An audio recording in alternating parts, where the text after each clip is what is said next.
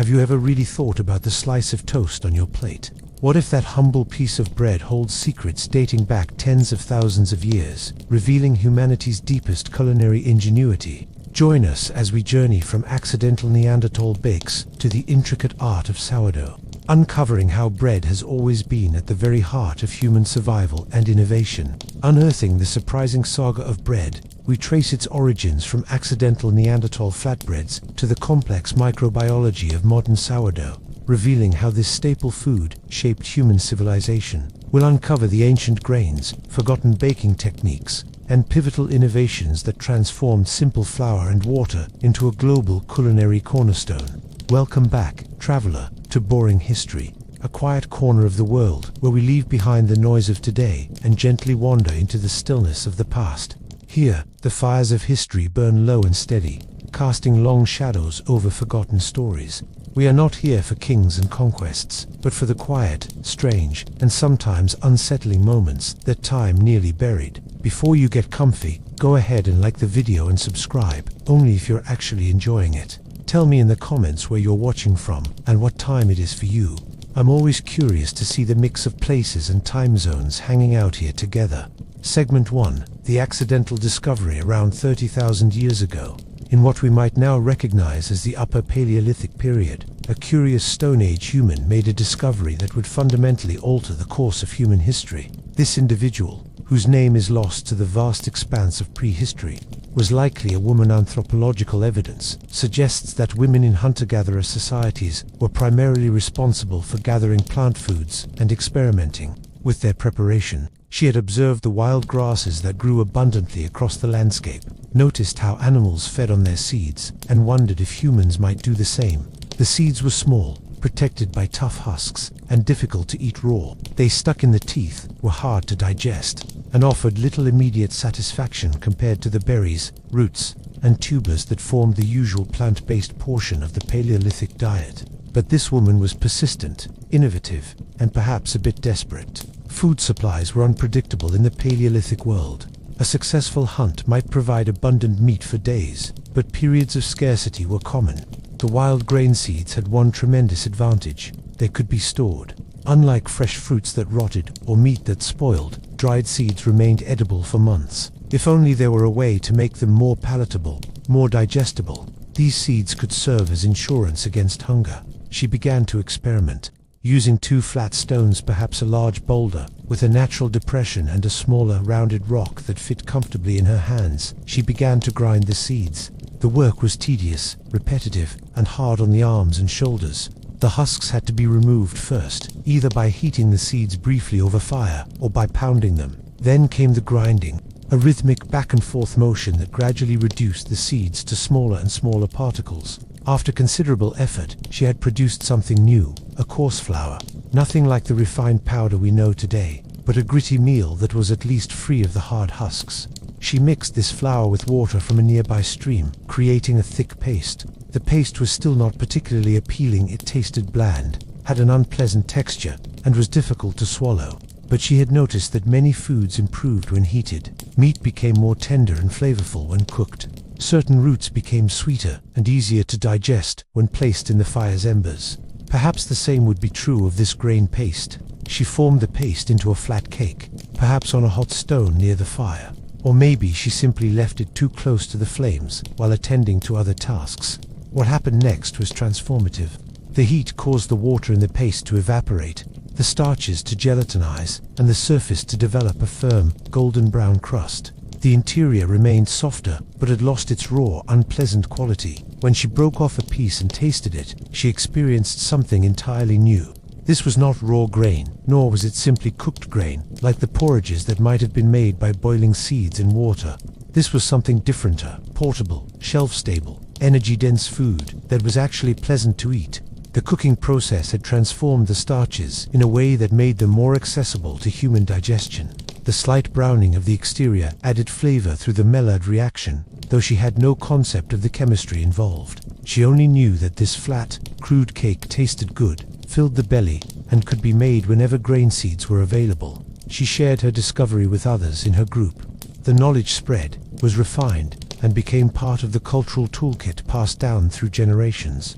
Archaeological evidence for these earliest breads comes from various sites across Europe and the Middle East. At Ohelo II, a 23,000-year-old site on the shores of the Sea of Galilee, archaeologists discovered grinding stones with traces of barley and other grain starches. The pattern of wear on these stones, combined with the presence of ancient hearths nearby, strongly suggests that people were processing grains and cooking them. At a 14,400-year-old Nachafian site in Jordan called Shubaika I, researchers found charred remains of flatbreads made from wild wheat, barley, and other plant materials. These weren't simple porridges, but actual breads. The grains had been ground, mixed with water, and baked. The fact that people were going to such lengths to process wild grains, long before the advent of agriculture, reveals something profound about human nature and our relationship with food. Making these early breads was not easy or efficient. Gathering wild grain seeds was labor-intensive. The seeds had to be collected at exactly the right time, when they were ripe, but before they scattered naturally. Processing them was exhausting work. A person might spend an hour grinding grain to produce enough flour for a single flatbread. In purely caloric terms, the energy expended in making the bread might nearly equal the energy gained from eating it, especially in the beginning when techniques were crude. Yet people persisted. They kept making these breads, kept refining their methods, kept seeking out the wild grasses. Why? The answer likely involves multiple factors. Bread provided a way to store calories. A pile of grain seeds could be kept for months, ground and baked as needed. Bread was portable. Hunters setting out for days could carry flatbreads that wouldn't spoil. Bread was shareable. A single baking session could produce enough food to feed many people. And perhaps most importantly, bread was predictable in a world of uncertainty. Hunting might fail, fruits might not ripen, but grain fields returned every year. The social implications of this discovery were enormous, though they would take thousands of years to fully manifest. Bread making, unlike hunting or even most gathering activities, was a multi-step process that benefited from specialization and cooperation. One person could gather seeds, another could tend the fire, another could grind the grain, and another could shape and bake the breads. The activity encouraged people to stay in one place longer. Why travel far from a reliable grain source once you de-invested time in learning where it grew? The grinding stones were heavy, not easily portable, providing another incentive for reduced mobility. Hearths for baking required maintenance. Slowly, imperceptibly, the act of making bread was nudging human societies toward a more settled existence. The cognitive implications were equally significant. Making bread required planning, delayed gratification, and abstract thinking.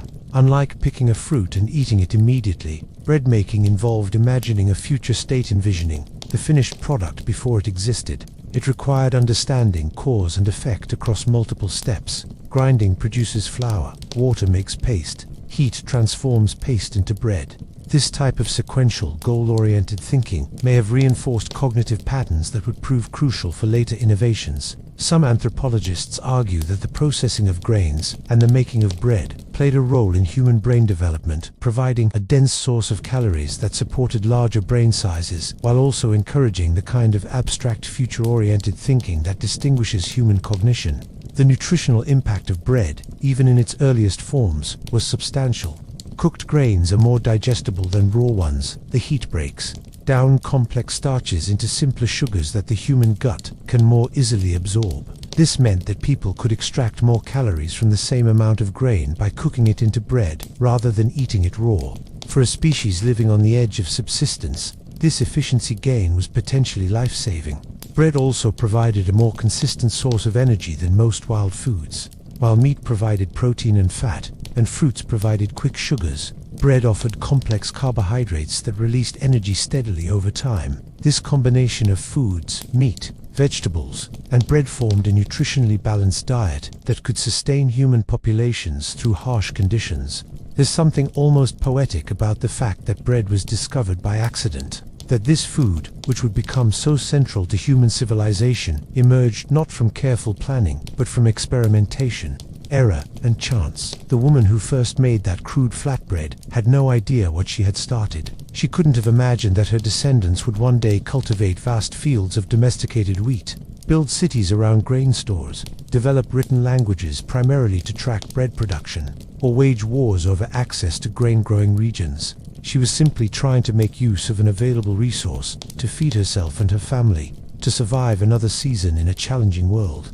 Yet, in that simple act of grinding grain, mixing it with water, and heating the mixture, she initiated a cascade of changes that would transform human society.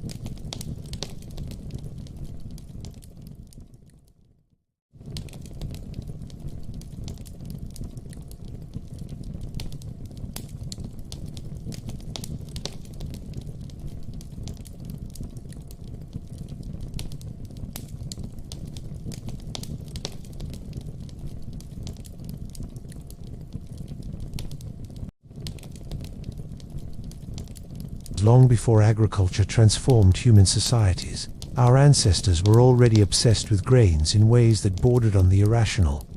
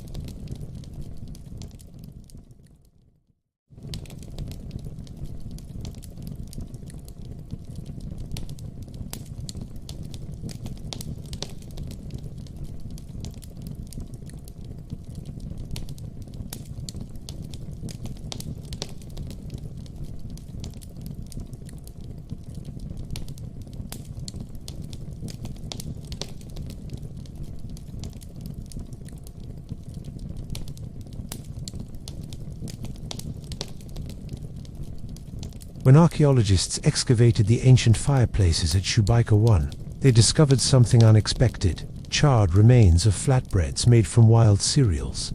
These weren't simple porridges or whole grains that had been parched or roasted. Chemical analysis revealed that the grains had been ground into flour, mixed with water, and baked into actual bread.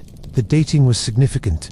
These breads were created around 14,400 years ago, a full 4,000 years before humans in the region domesticated wheat and began farming. The bread came first. Agriculture followed. This discovery fundamentally challenged the traditional narrative that suggested agriculture led to bread. Instead, it appears that our love of bread may have motivated the development of agriculture. The Natufians were a sophisticated culture, despite their lack of farming.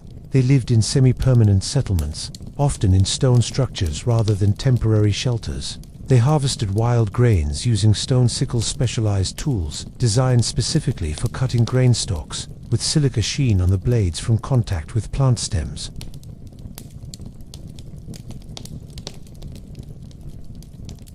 And they made bread. The bread found at Shubaika 1 wasn't made from wheat or barley alone.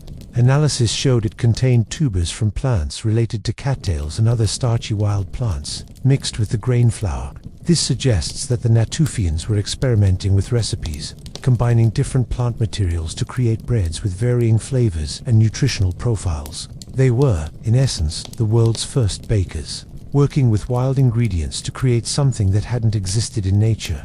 But the Natufians weren't the only pre-agricultural peoples obsessed with wild grains. Evidence from sites across the Fertile Crescent, Europe, and even parts of Asia shows that gathering and processing wild cereals was a widespread practice among late Paleolithic and early Neolithic peoples. At Ohelo 2, on the shores of the Sea of Galilee, a site dating to 23,000 years ago revealed 6 different species of cereal grains, along with grinding stones. The people at Ohelo 2 were sophisticated hunters and gatherers who had developed specialized technologies for harvesting and processing plant foods. They built huts, created detailed stone tools, and processed enough grain that its presence in the archaeological record is unmistakable.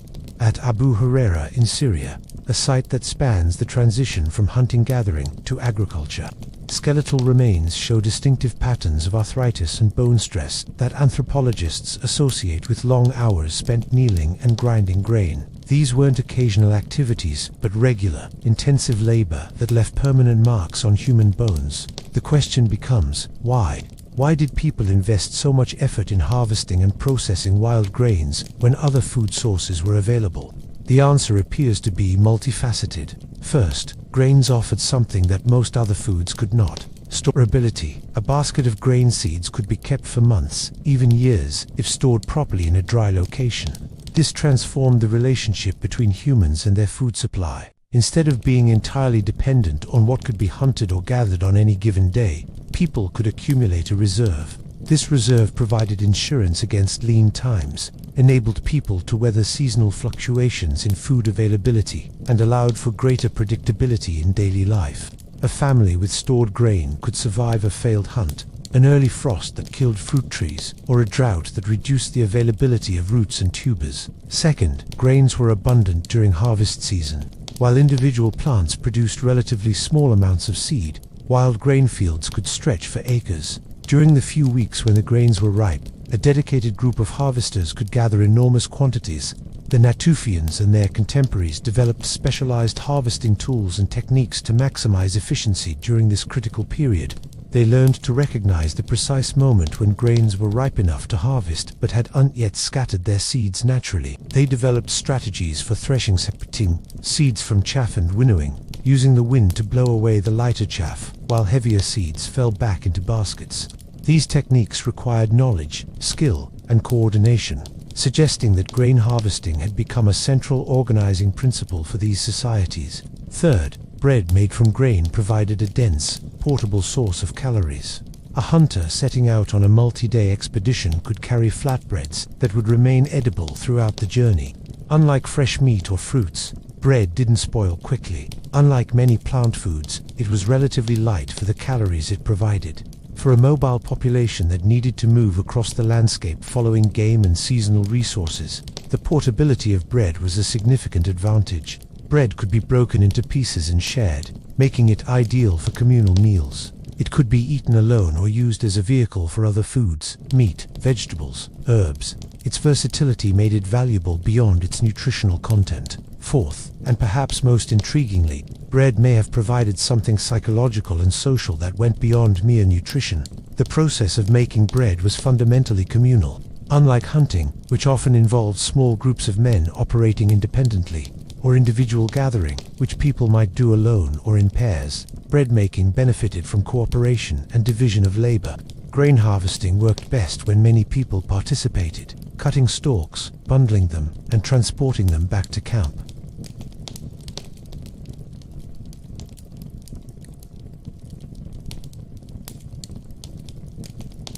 The sharing of bread around a fire may have reinforced social bonds, created opportunities for sharing stories and knowledge, and helped define group identity. Those who harvested and ate together formed communities in ways that went beyond simple proximity. The sites where wild grains grew became places of returning, locations that groups visited year after year at the appropriate season. This pattern of seasonal return was different from the pure nomadism practiced by some hunter-gatherer groups. It represented a middle ground between constant movement and permanent settlement. People would establish base camps near reliable grain fields, spend weeks harvesting and processing, store what they could carry, and then move on to other seasonal resources. But they remembered these places, passed down knowledge of their locations to younger generations, and developed a sense of territorial connection to specific landscapes. The grinding stones found at many archaeological sites are too heavy to have been carried on long journeys. Their presence suggests that people cached them at favored locations, planning to return.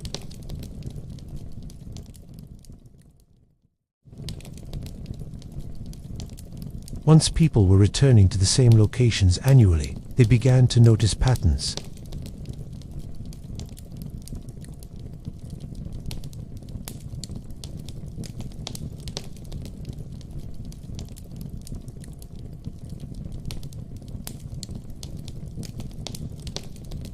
Some individuals might have begun to deliberately scatter seeds in favorable locations, a practice that falls short of true agriculture but represents an early form of environmental management.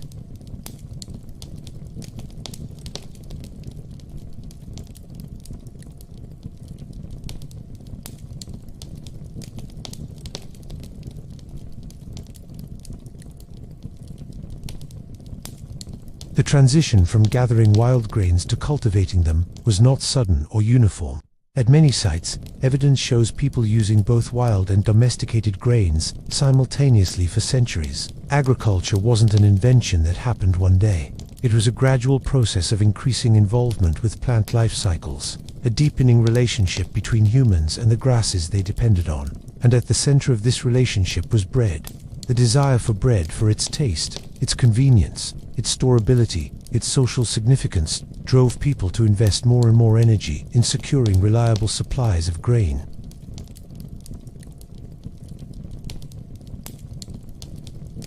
Agriculture emerged as a solution to a problem created by our love of bread. The irony is that in many ways, the shift to agriculture made life harder, not easier.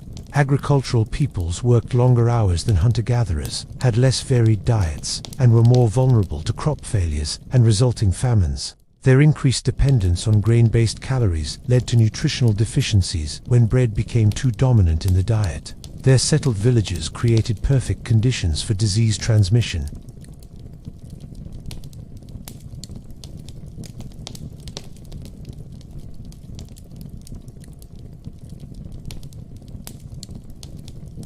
Yet agriculture spread across the globe, displacing hunting-gathering lifestyles almost everywhere it was introduced.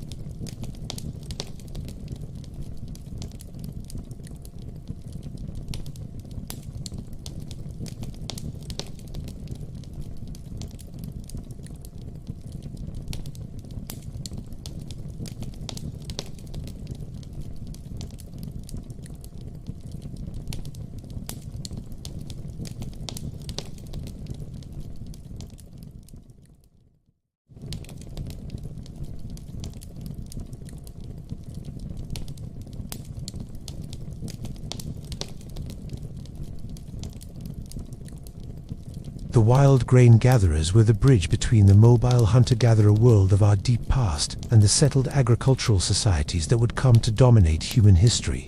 And their bridge was built from bread. Around 10,000 BCE, in the Fertile Crescent, that arc of land stretching from the Persian Gulf through modern-day Iraq, Syria, Lebanon, Israel,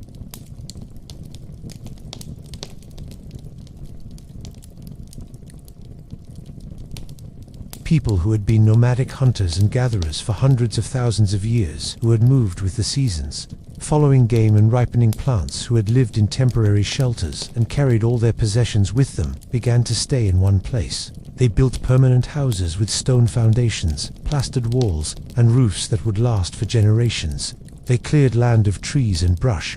They deliberately planted seeds in prepared soil, waited months for them to grow, and harvested the resulting grains. They were cultivating wheat and barley, specifically for bread, and this decision, this commitment to agriculture, would give birth to civilization itself. The connection between bread and the rise of complex societies is so fundamental, so intertwined, that it's difficult to imagine one without the other. Bread didn't just feed civilization. It created it, shaped it, and continues to sustain it. The earliest evidence of this agricultural revolution comes from several sites across the Fertile Crescent. At Tel Abu Hurera in Syria, archaeologists found a settlement that perfectly captures the transition from foraging to farming. The site was first occupied around 11,500 BCE by people who hunted gazelles and gathered wild plants, including enormous quantities of wild einkorn, wheat, rye, and lentils. Around 9,700 BCE, the site was reoccupied by people who were cultivating domesticated versions of these plants. The wild wheat gathered by the earlier inhabitants had seeds that scattered easily when ripe, an adaptation that helped the plant spread in nature but made harvesting difficult for humans. The domesticated wheat grown by the later inhabitants had a mutation that caused the seeds to stay attached to the stalk, making harvesting far more efficient. This mutation only makes sense if humans were doing the harvesting. In nature, such plants would be at a disadvantage. The wheat had been changed by human selection, adapted to human needs. The relationship between humans and wheat had become symbiotic. We fed it and spread it, and it fed us in return. At Jericho, one of the oldest continuously inhabited cities in the world, the earliest settlement dates to around 9,600 BCE. The residents built round houses, created elaborate irrigation systems to water their grain fields, and stored their harvests in specially constructed granaries. The presence of these storage facilities is significant. A granary represents a commitment to the future, an assumption that you will be in the same place months from now when the stored grain is needed. It represents the concept of surplus growing more than you need immediately so that you can save for lean times. And it represents inequality. Stored grain could be controlled, owned, and unequally distributed in ways that wild foods rarely could be. The person or family who controlled the granary held power over those who depended on its contents for survival. Already, in these earliest agricultural settlements, we see the emergence of social hierarchies and power structures that would become characteristic of civilized societies. The reasons people made this dramatic shift from foraging to farming have been debated by scholars for generations. The old explanation was simple: agriculture was better, easier, and more productive than hunting and gathering, so people naturally adopted it once they figured out how it worked. But this explanation doesn't hold up to scrutiny. Agricultural life was harder in many ways than foraging.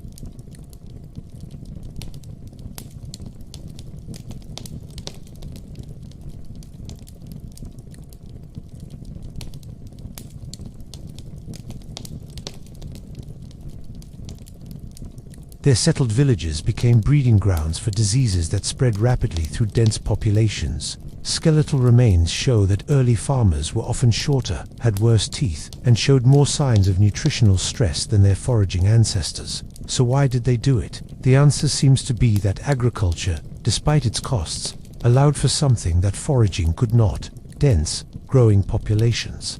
A plot of land cultivated with wheat could feed far more people than the same plot left in its natural state with wild plants and game.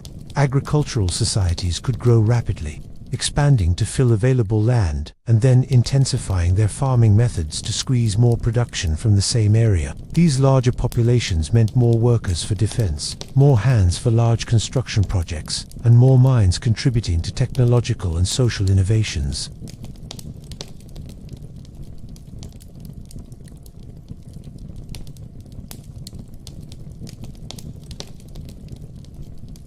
Agriculture spread not primarily through deliberate choice, but through demographic pressure. Agricultural populations grew and expanded, gradually absorbing or displacing foraging populations. And at the center of this agricultural revolution was bread.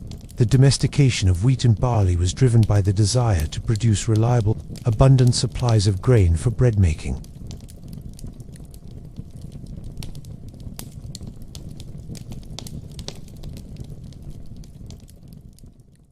Bread provided a staple food that could be eaten daily, that provided most of a person's caloric needs, that could be stored for months, and that was filling and reasonably palatable. Without bread, the agricultural revolution might have taken a very different form.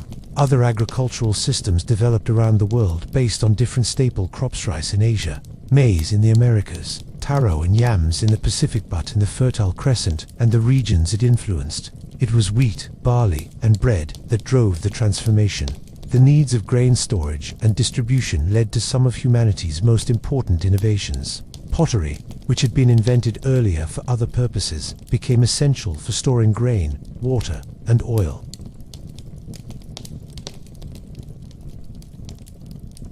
The shapes and sizes of pottery vessels became standardized, allowing for easier trade and exchange. Clay seals were created to protect stored goods, marking ownership and preventing theft. These seals required symbols, the earliest forms of writing, to identify the owner or the contents.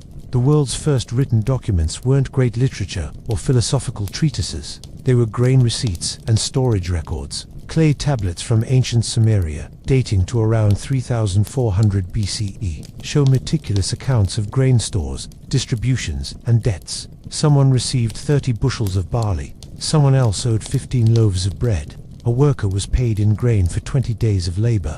Writing emerged because agricultural societies needed to track who owned what, who owed whom, and what was stored where. Bread created the need for writing. Mathematics similarly emerged from agricultural necessities. How much grain would you need to plant to feed a village for a year? If you harvested 100 bushels and needed to divide them among 50 families, how much did each family get? If a worker could grind 1 bushel of grain per day, how many workers did you need to process the harvest in time?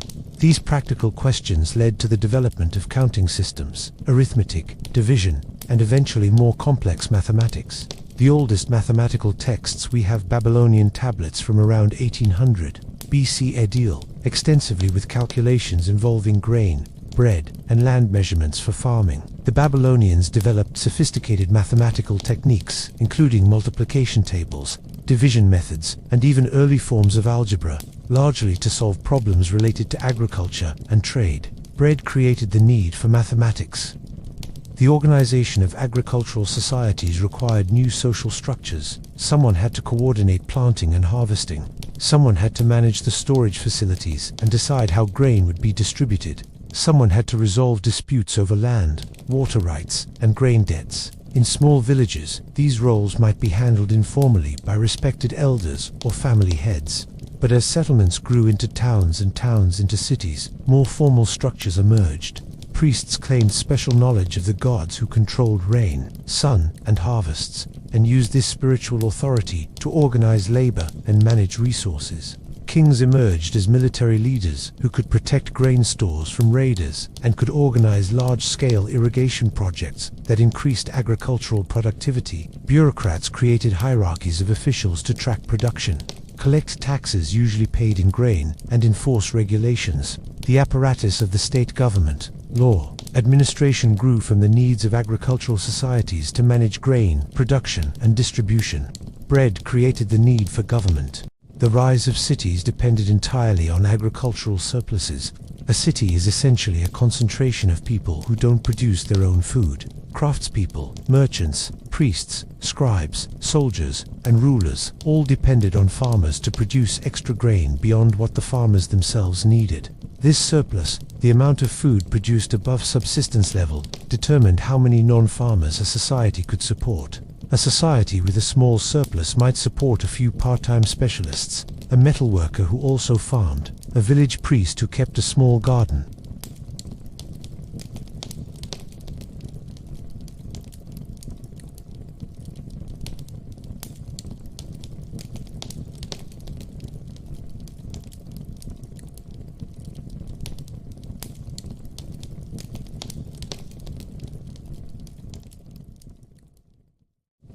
Because the surrounding countryside produced enough extra grain to feed all those urbanites.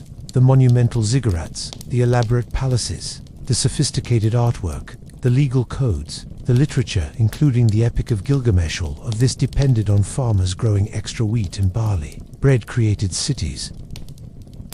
The connection between grain, agriculture, and social stratification became increasingly pronounced as civilizations developed. In simple foraging societies, food couldn't be easily stored or accumulated, and everyone contributed to food gathering, so inequality was limited.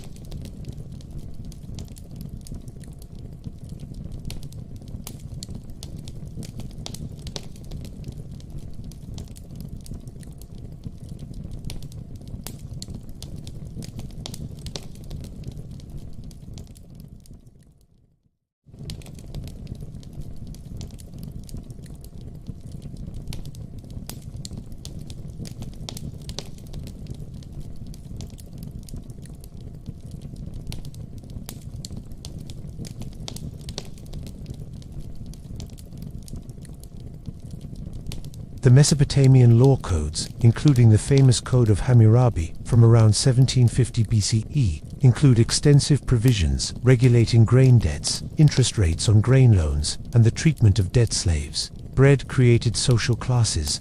The agricultural way of life also transformed human health and demography in complex ways.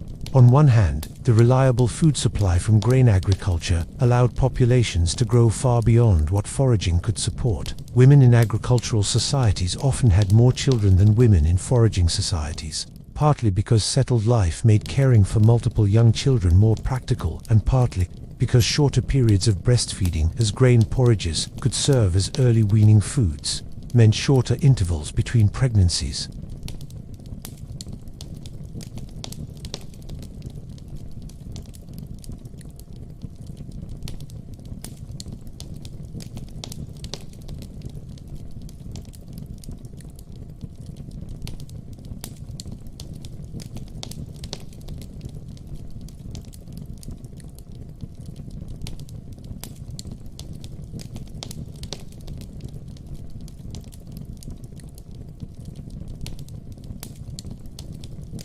Dense settlement patterns facilitated the spread of infectious diseases, and periodic crop failures led to devastating famines.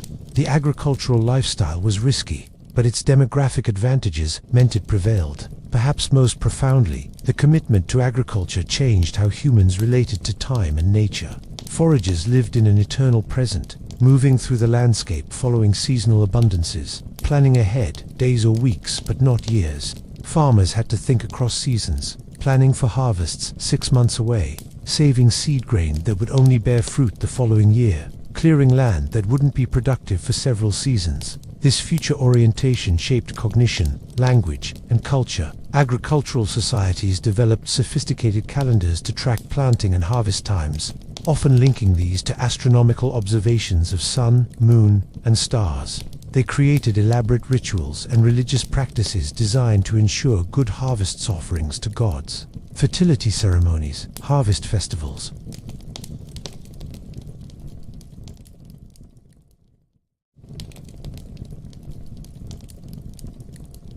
Time became segmented, measured, anticipated. Bread created our relationship with time.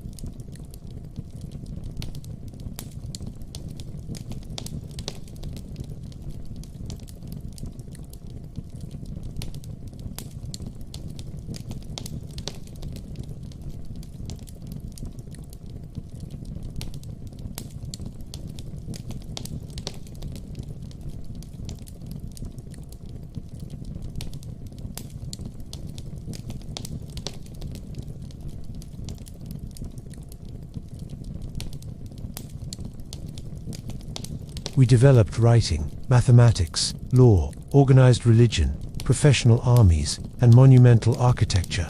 We created art, literature, music, and philosophy. We built civilizations. And we did all of this because we wanted bread, because we committed to growing the grain.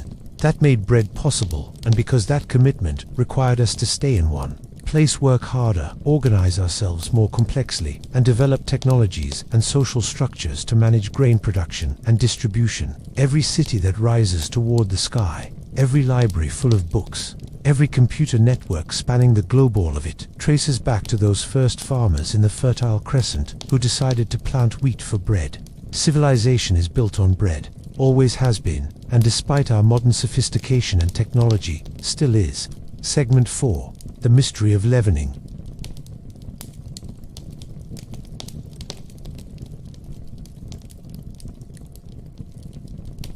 Someone made a mistake that would transform bread making forever and create one of humanity's most important but least understood technologies. A baker. Let's imagine her as a woman, since women typically handled bread making in ancient households, had prepared her dough as usual, mixing ground grain with water and perhaps a bit of salt, kneading it until it reached the right consistency. But then something interrupted her. Perhaps a child needed attention, or neighbors arrived with news, or some other task demanded immediate attention. When she finally returned to it, expecting to find the mixture much as she had left it, she discovered something strange and alarming. The dough had changed. It had swelled up, nearly doubling in size, and its surface was covered with bubbles. It smelled different too, not bad exactly, but sour, fermented, distinctly unlike fresh dough. Her first instinct might have been to discard it.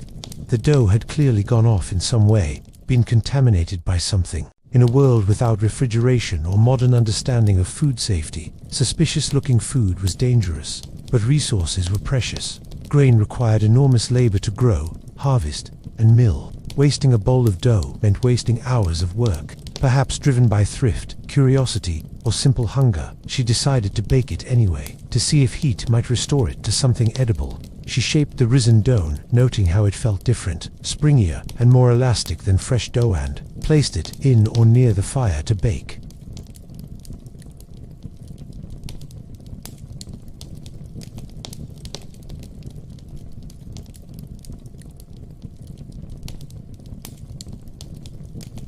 It was taller, softer, easier to chew. The exterior was crisp and golden, the interior tender and fluffy.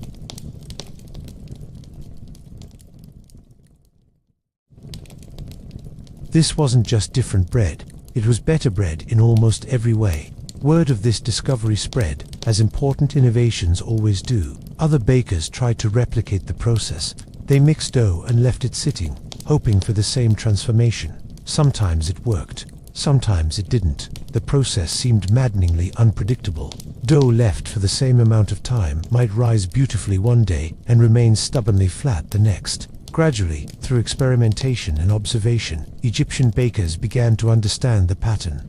They noticed that dough rose more reliably in warm weather than cold. They discovered that dough made in the same bowl where risen dough had been mixed was more likely to rise itself. They found that adding a piece of old risen dough to new dough encouraged rising. They were, unknowingly, maintaining and propagating cultures of wild yeast, though they had no concept of microorganisms or fermentation.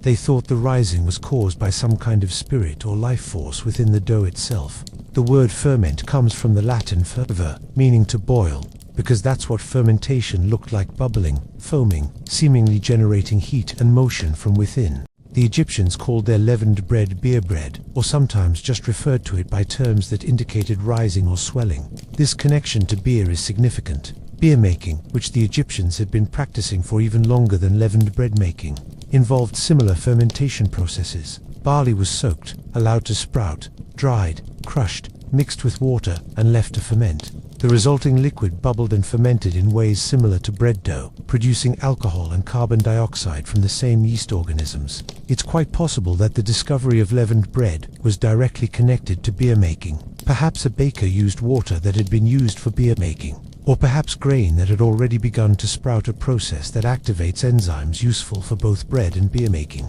The two technologies, leavened bread and beer, were closely intertwined in ancient Egypt, often produced in the same facilities by the same workers.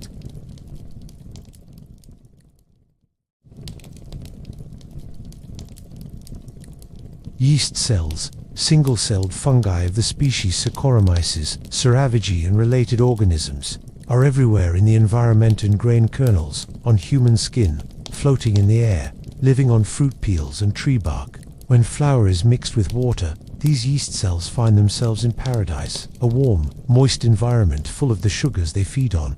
They begin to multiply, consuming sugars and producing carbon dioxide, gas, and alcohol as waste products. The carbon dioxide becomes trapped in the gluten network of the DOA protein matrix, formed when wheat proteins are hydrated and kneaded, creating bubbles that cause the dough to rise. The alcohol mostly evaporates during baking, but contributes to the flavor. Additional flavor compounds are created by bacteria, particularly lactobacillus species, that often coexist with yeast in naturally fermented dough. These bacteria produce lactic acid and acetic acid, giving the bread its characteristic sour tang. The fermentation process also breaks down some of the complex carbohydrates and proteins in the flour, making the bread more digestible and nutritious than unleavened bread. The Egyptians, lacking this scientific understanding, developed their own explanations based on their religious and philosophical worldview. They believed that bread dough contained a life force, that the rising was a manifestation of divine power working through the material world. Bread making became imbued with religious significance. Offerings to the gods always included leavened bread along with beer. Tomb paintings show bread-making scenes in elaborate detail, suggesting that the process was considered important enough to depict in eternal art. The god Osiris was associated with grain, bread, and beer. His death and resurrection was symbolically connected to the cycle of planting and harvest, the grain that appears to die when planted, but rises again as a new plant. Some scholars suggest that the rising of leavened bread might have been seen as a metaphor for resurrection, the transformation of dead grain into living, rising dough. The practical advantages of leavened bread over unleavened flatbreads ensured that the technology, once discovered, would be preserved and refined.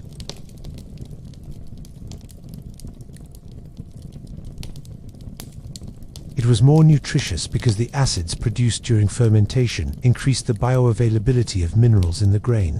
It was more palatable, with complex flavors and a pleasing texture. It stayed edible longer. The lower pH created by fermentation inhibited mold growth and bacterial spoilage. And perhaps most importantly, in a culture that valued permanence and monumental construction, leavened bread was better suited for storage and transport. Egyptian soldiers and laborers could carry rations of leavened bread that would remain edible for days. supporting the massive construction projects and military campaigns that characterized Egyptian civilization. The Egyptians developed sophisticated techniques for managing They maintained mother dough's portions of fermented dough that were continuously refreshed with new flour and water, keeping the yeast culture alive indefinitely. This is essentially the same technique used today for maintaining sourdough starters. They discovered that different grains and different handling methods produced different results. Ema wheat, the primary wheat grown in ancient Egypt, behaved differently from barley. Dough that was kneaded extensively developed a different texture than dough that was handled minimally. Temperature control was crucial. They learned to keep rising dough in warm spots, but not hot enough to kill the yeast. The knowledge of how to manage these variables was valuable, sometimes secret, passed down through families or professional guilds. Master bakers commanded respect and good wages because their expertise was difficult to replicate.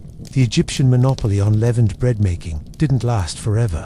The technology spread through trade, conquest, and the movement of peoples. When Egyptian traders, soldiers, and administrators traveled to other regions, they brought their bread-making practices with them.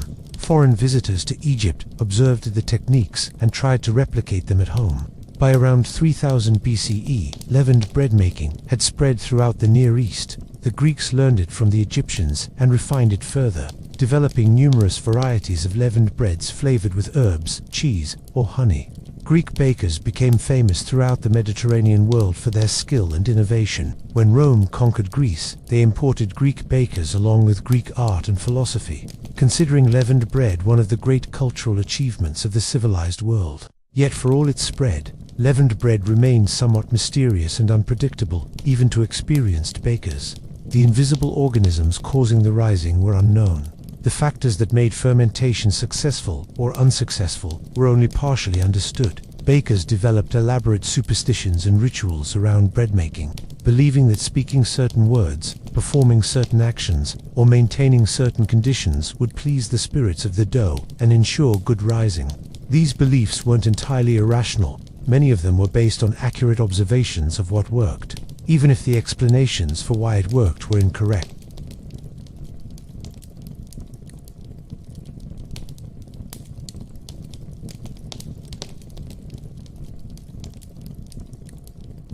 A baker who believed the dough must be kept warm because it needed to feel the sun god's blessing was, in fact, maintaining optimal temperatures for yeast activity. It wouldn't be until the 1850s and 1860s, when Louis Pasteur conducted his groundbreaking research on fermentation, that humans would finally understand what was really happening in rising bread dough. Pasteur proved that fermentation was caused by living organisms, not spontaneous generation or mystical forces.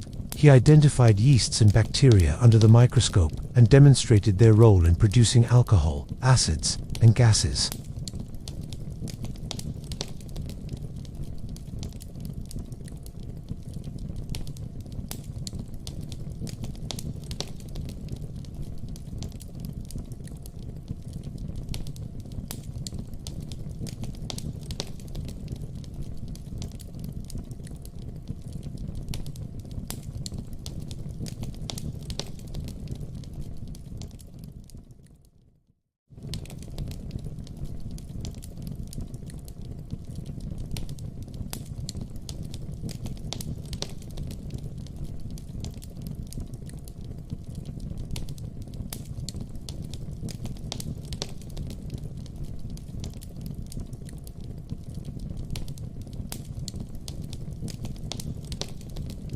And fires, always saving a portion to start the next batch.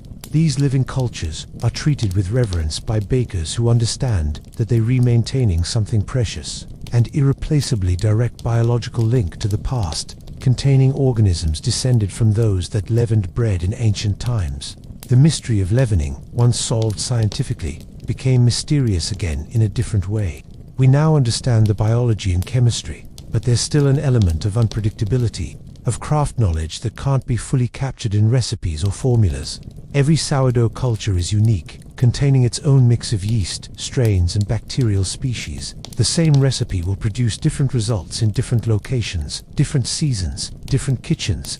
Professional bakers develop intuitive knowledge of their doughs, how they should look, feel, smell, at various stages that's difficult to articulate or teach.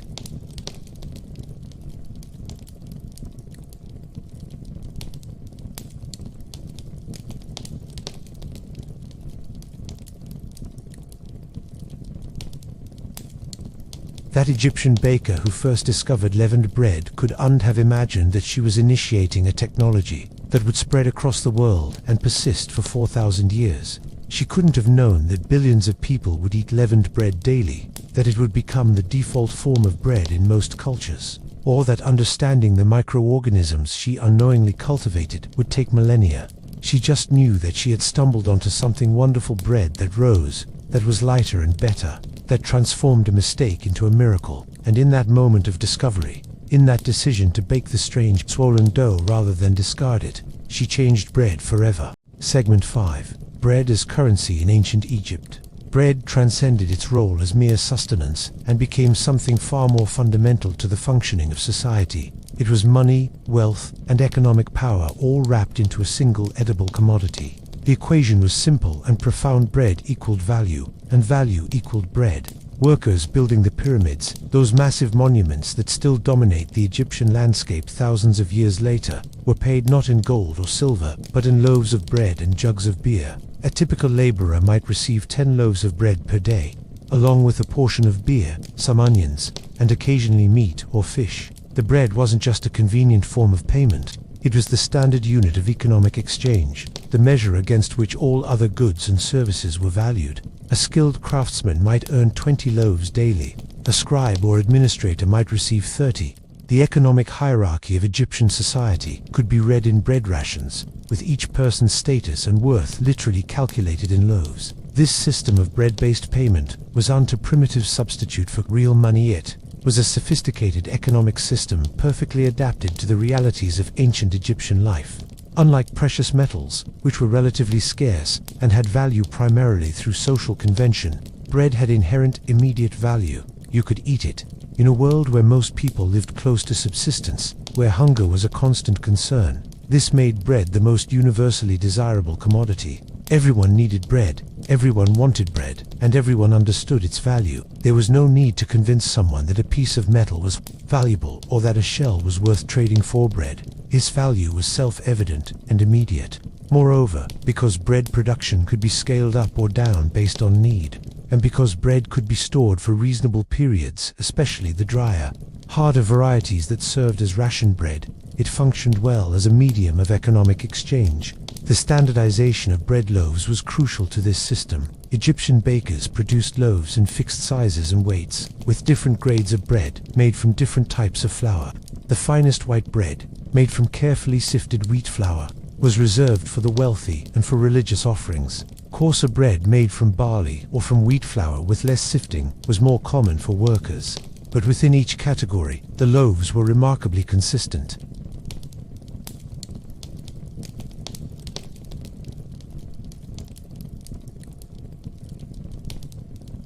The government maintained strict standards for bread production, with inspectors checking that bakers were cheating by making undersized loaves or adulterating the flour with cheaper ingredients.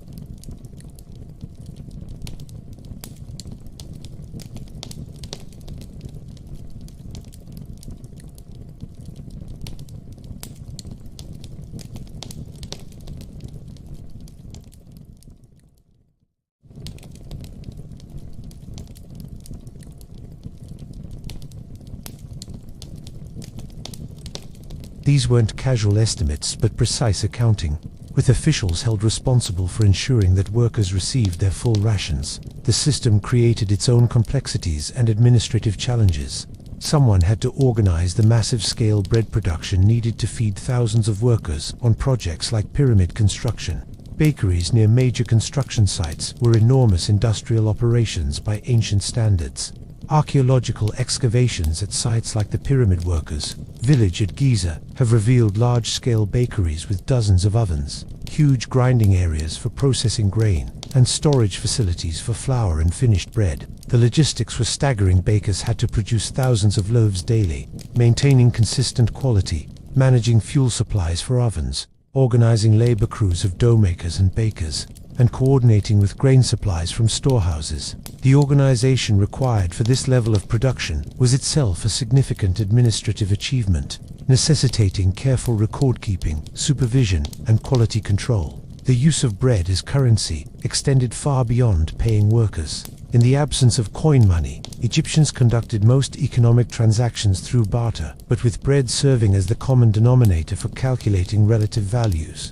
A sandal maker might exchange a pair of sandals for an amount of bread, then use that bread, or the bread equivalent, to obtain leather, tools, or other necessities. Administrative texts record transactions like 1 pair of sandals equals 5 loaves of bread, 1 jar of honey equals 20 loaves, 1 bolt of linen cloth equals 15 loaves. These were unnecessarily direct exchanges. The actual transaction might involve multiple parties and various goods, but bread provided the unit of account that allowed Egyptians to calculate whether an exchange was fair.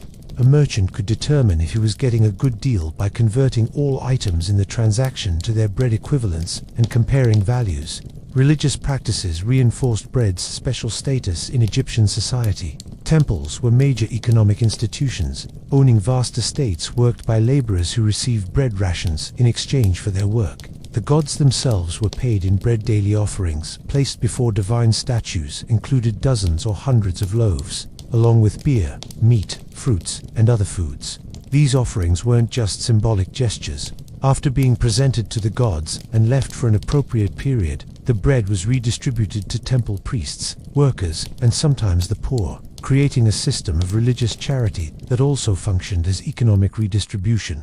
Major temples maintained enormous bakeries to produce the thousands of loaves needed daily for offerings. The Temple of Amun at Karnak, during the New Kingdom, reportedly received daily offerings of hundreds of loaves, along with geese, cattle, and other provisions. The economic power of major temples rivaled that of the pharaoh himself, based substantially on their control of grain supplies and bread production.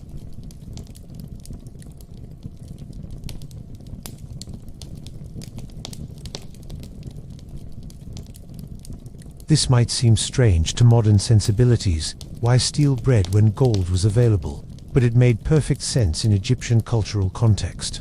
The tombs contained models of bakeries, paintings of bread-making scenes, and lists of bread offerings the deceased would receive in the afterlife. The Egyptians believed that the deceased needed food in the afterlife, just as they had in life, and bread was the most essential food. The bread placed in tombs as offerings had real value. It could be eaten by hungry tomb robbers, but it also had spiritual significance. By taking the bread offerings, robbers weren't just stealing food. They were depriving the deceased of sustenance in the afterlife, a sacrilege that was taken very seriously. Yet the theft of bread from tombs was common enough to suggest that for poor Egyptians, the immediate need for food outweighed spiritual concerns.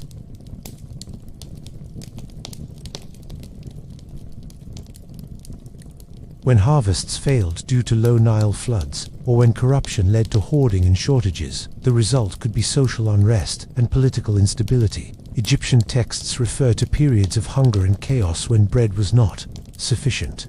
The pharaoh's legitimacy rested in part on his ability to ensure adequate food supplies for the population. One of the titles of the pharaoh was provider of bread, and royal propaganda consistently emphasized the ruler's role in maintaining abundance. During the reign of Ramesses III, a period of economic disruption led to delayed bread payments to workers at the royal tombs at Deir el-Medina.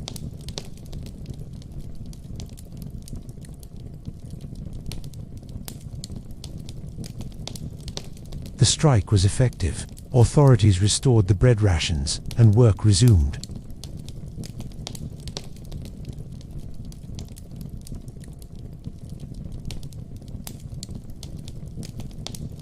The Egyptian system of bread as currency influenced surrounding cultures and established patterns that would persist long after Egypt's decline.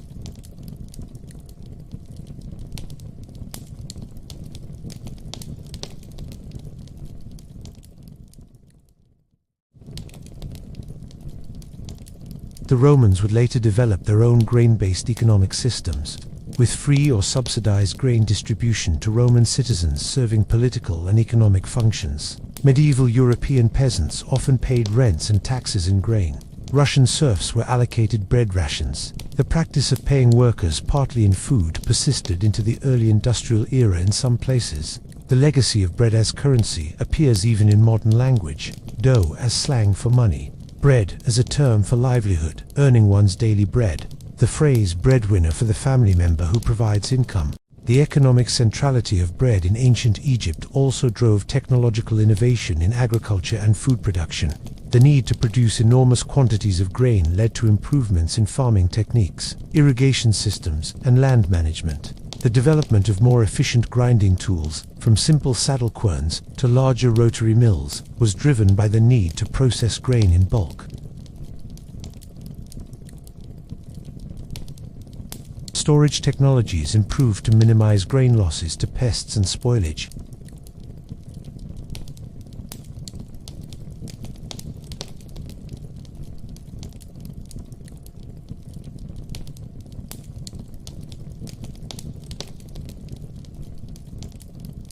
Yet there was an inherent tension in a system where the primary form of wealth was also the primary form of sustenance.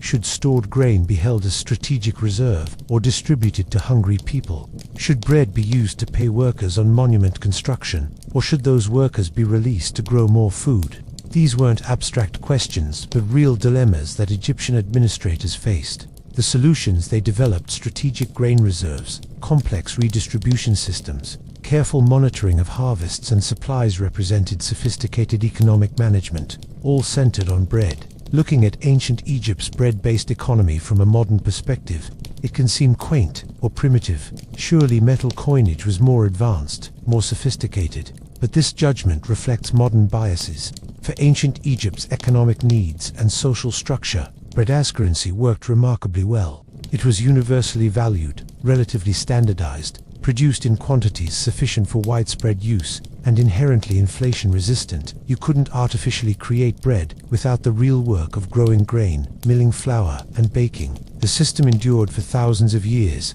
supporting one of the ancient world's most successful civilizations. The pyramids stand today as monuments, not just to pharaonic power, but to an economic system that could organize, feed, and compensate tens of thousands of workers over decades of construction, all calculated in loaves of bread. When those tomb raiders chose bread before gold, they weren't being foolish or primitive. They were recognizing a fundamental truth that Egyptians understood deeply. In a world where hunger was common and food security uncertain, bread was the most valuable commodity of all.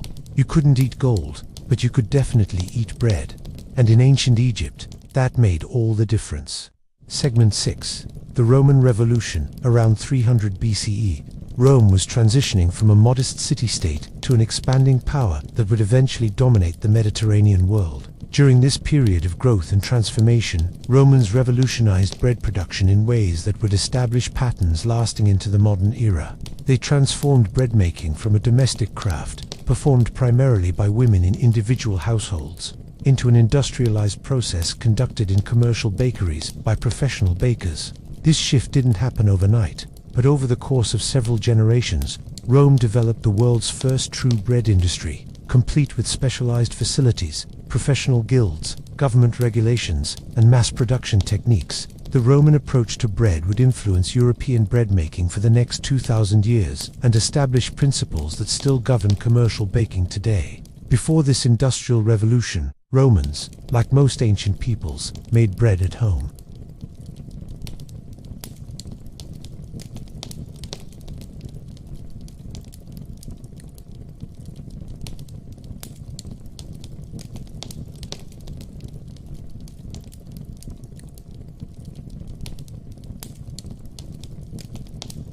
This was exhausting work that could take hours. Then came the mixing, kneading, rising, infusing leavened dough, shaping, and finally baking.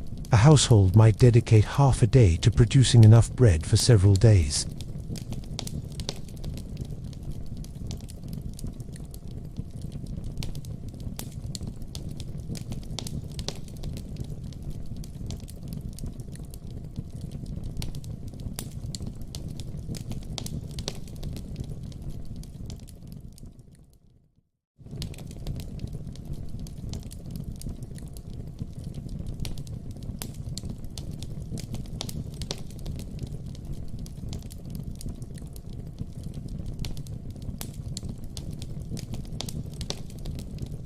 Even established Romans found themselves increasingly busy with commercial, political, and military activities that left less time for time-consuming domestic tasks.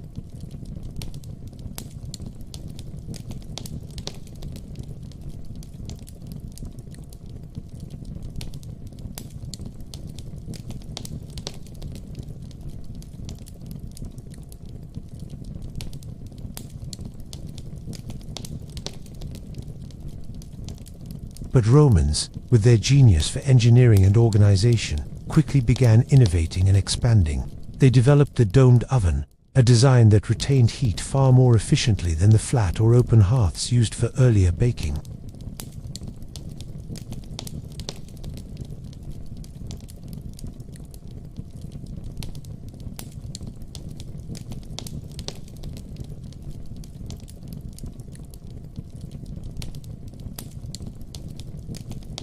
Archaeological remains of Roman bakeries show remarkably sophisticated ovens, some large enough to bake dozens of loaves simultaneously, with carefully engineered flues for controlling temperature and smoke.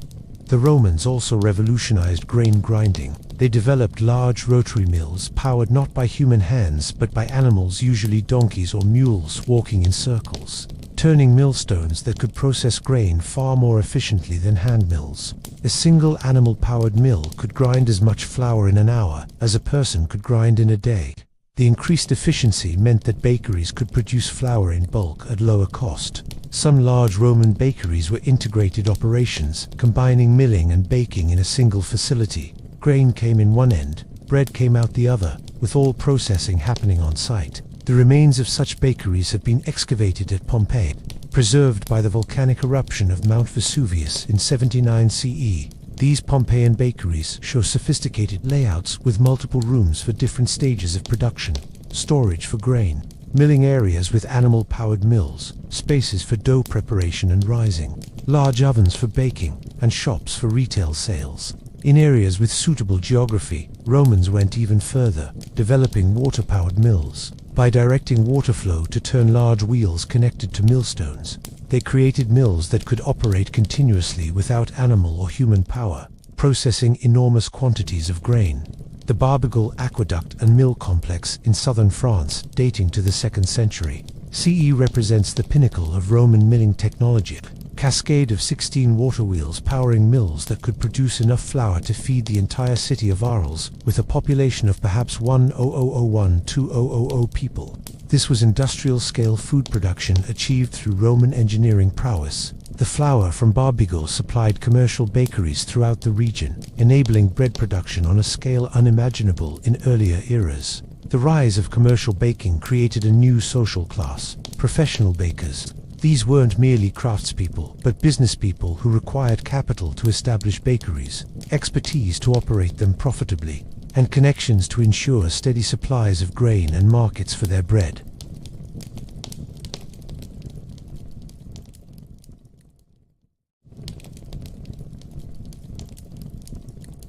By the time of Julius Caesar, the Bakers' Guild, Collegium Pistorum, was well established, with membership mandatory for anyone wanting to practice the trade commercially. The guild served multiple purposes. It set standards for bread quality and weight, regulated training of new bakers through apprenticeship systems, represented bakers' interests to the government, and maintained the guild's social and religious activities. Like many Roman guilds, the Bakers' Guild had patron deities and held regular festivals and celebrations.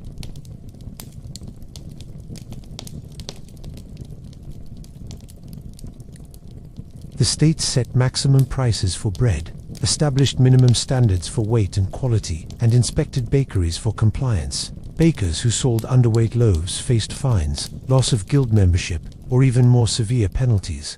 The government's involvement wasn't purely consumer protection, it was political necessity. By the late Republic and early Empire, a significant portion of Rome's population consisted of urban poor who depended on purchased bread for survival. These people were a potentially volatile political force. Keeping them fed, and particularly keeping bread affordable and available, was essential for political stability. This political reality led to one of the most significant aspects of Roman bread policy, the grain dole, beginning in 123 BCE and expanding over the following decades. the Roman government began providing free or heavily subsidized grain to Roman citizens, eventually to about 200,000 people under Augustus. Recipients received monthly grain allotments that they could either grind and bake themselves or take to commercial bakers to be processed for a small fee. Under later emperors, the government began distributing baked bread directly rather than raw grain. The logistics of feeding Rome was staggering. At its peak, Rome's population reached roughly 1 million people, making it by far the largest city in the ancient world. Feeding this massive urban population required importing grain from throughout the Mediterranean, especially from Egypt, North Africa, and Sicily. A dedicated fleet of grain ships transported hundreds of thousands of tons of grain annually to Rome's port at Ostia. Government officials, the Praefectus Annone and his staff, oversaw this supply chain, ensuring sufficient grain reached Rome to prevent shortages.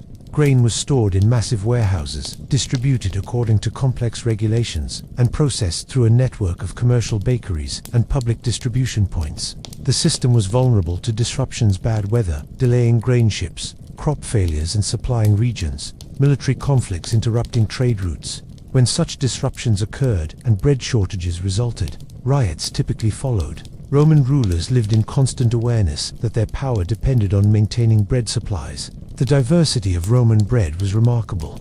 Bakers produced numerous varieties tailored to different tastes and budgets. Ponies Candidus, made from finely sifted white flour, was the most expensive and prestigious, favored by the wealthy. Ponies Secundarius, made from less refined flour, was cheaper and more common. Ponies Sordidus, or Ponies Plebeius, coarse bread made from unsifted flour, was cheapest and most common among the poor. Beyond these basic categories, Roman bakers created specialty breads flavored with honey, cheese, or herbs, breads enriched with eggs, milk, or oil, breads shaped into various forms for different occasions.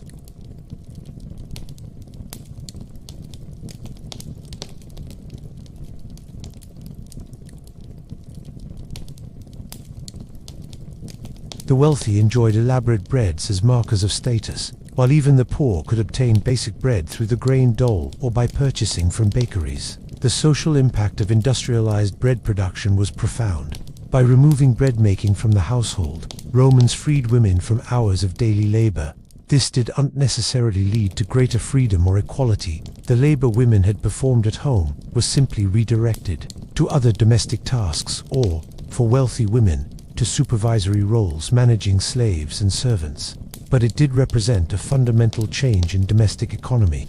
Bread making, once a core household activity that every woman needed to master, became a specialized trade practiced by professionals. The knowledge and skills of bread making became concentrated in guild members who passed them down through apprenticeship rather than being widely distributed among the population. This specialization had advantages. Professional bakers could produce higher quality, more consistent bread than most home bakers, but it also created dependencies.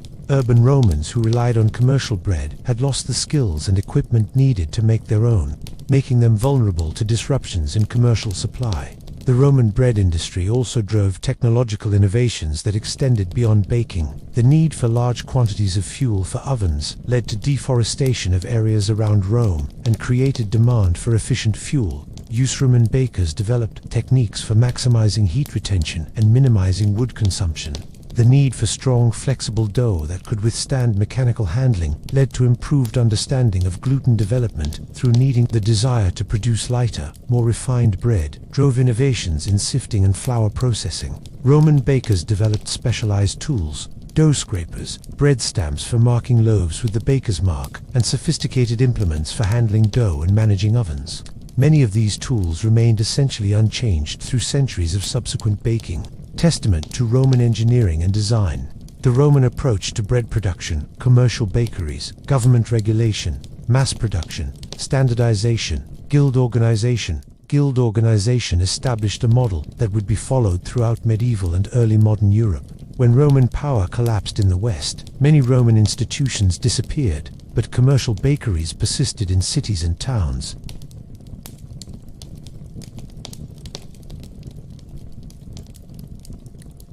Government regulation of bread remained a feature of European governance for centuries. with authorities setting bread prices, weights, and quality standards, much as Roman officials had. The basic technology of domed ovens, animal-powered mills, and specialized baking equipment continued largely unchanged. In this sense, the Roman bread revolution was not just a historical event, but the foundation for European bread culture that would persist for 2 millennia.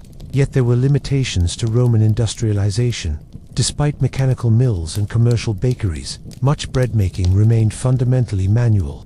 Dough was still mixed and kneaded by hand. Loaves were individually shaped by hand. Ovens were fired and managed manually. The scale was impressive by ancient standards, but modest by modern industrial measures. A large Roman bakery might employ a dozen workers and produce hundreds of loaves daily, significant, but nothing compared to modern automated bakeries that can produce thousands of loaves per hour. The Roman Revolution was industrial by ancient standards, but it was still fundamentally pre-industrial in the modern sense, dependent on human and animal muscle power rather than fossil fuels and machines. Nevertheless, Rome's transformation of bread production represents a crucial turning point in bread history. It demonstrated that bread making could be industrialized, that it could support specialized professional workers, that it could be scaled to feed entire cities, and that it required and justified complex social, economic, and political institutions.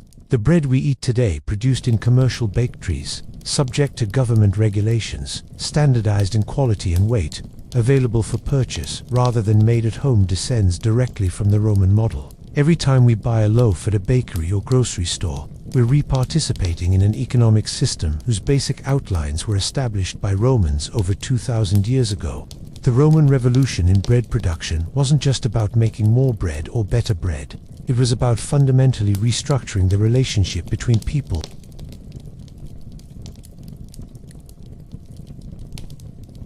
Segment 7. The Medieval Baker's Risk in Medieval Europe. From roughly the 5th to the 15th centuries, being a baker was a profession fraught with danger, suspicion, and severe legal consequences, not from the work itself, which was hard but no more hazardous than most medieval occupations, but from the extraordinary legal and social scrutiny under which bakers operated. The medieval baker existed in a paradoxical position, absolutely essential to society yet constantly suspected of fraud and cheating.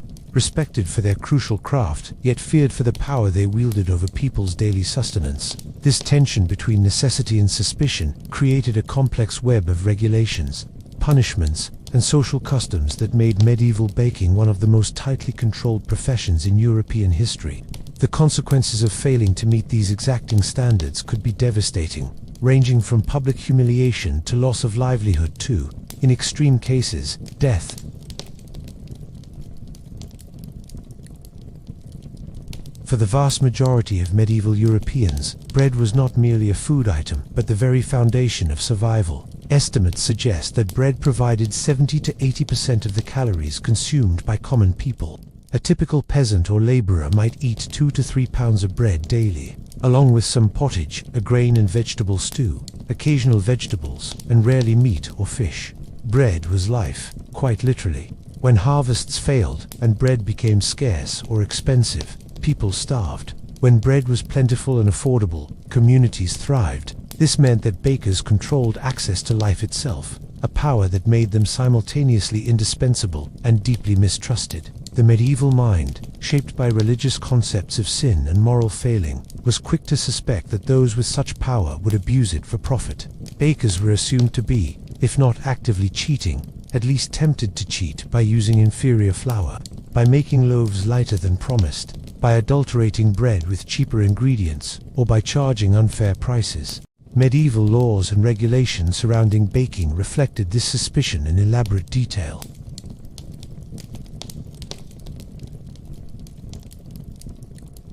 These laws specified the relationship between grain price and bread price, the permissible weight of loaves, the types of flour that could be used for different breads, the markings that must appear on loaves to identify the baker, and the penalties for violations. The laws weren't abstract principles, but specific, measurable standards.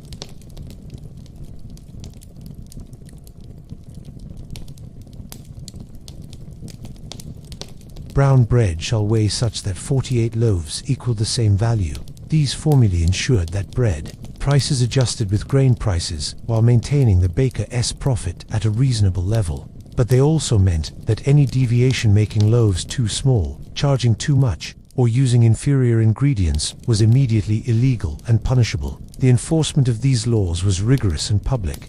Most towns employed breadwares or inspectors, sometimes called aleconers, since the same officials often inspected both bread and beer, who made regular rounds to bakeries and markets, examining loaves for proper weight, quality, and marking. They carried official scales and weights, checking each baker's output against the legal standards.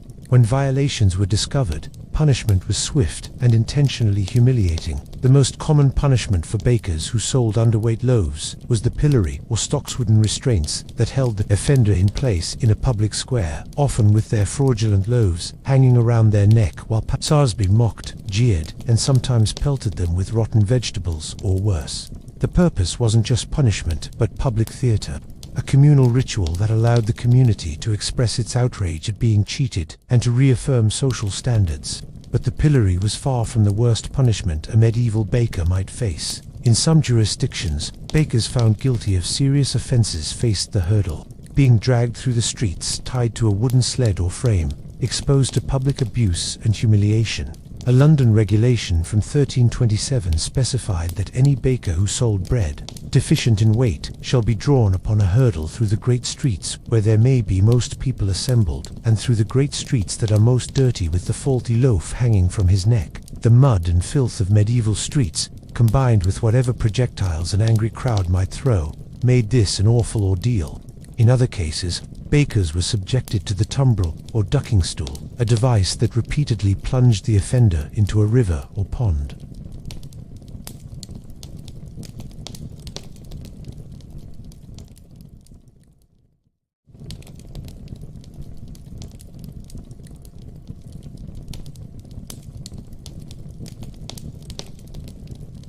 A baker who repeatedly violated regulations could be expelled from the guild, losing the right to practice their trade and thus their livelihood.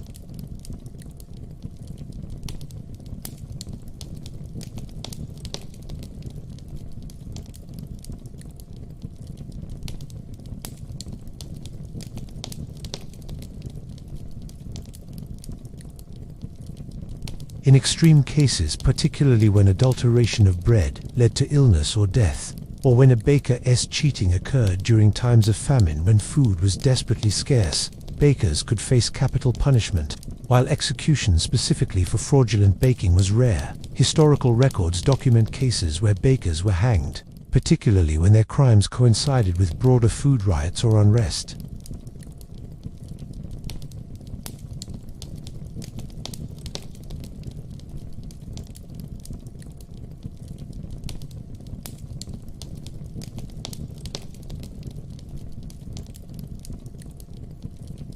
The origin of this custom, giving 13 items when 12 are purchased, is in medieval bakers' desperate attempts to avoid any accusation of short weighting. The laws specified that loaves must meet certain minimum weights, but medieval baking was imprecise. Flour quality varied, moisture content in dough changed with weather. Even a skilled baker couldn't guarantee that every loaf would weigh exactly the same. Faced with the risk that a loaf might be slightly underweight through no fault of their own, and knowing the severe penalties that could result, bakers adopted a simple solution: make extra when selling a dozen loaves to a customer. They included a 13th as insurance against any of the 12 being underweight.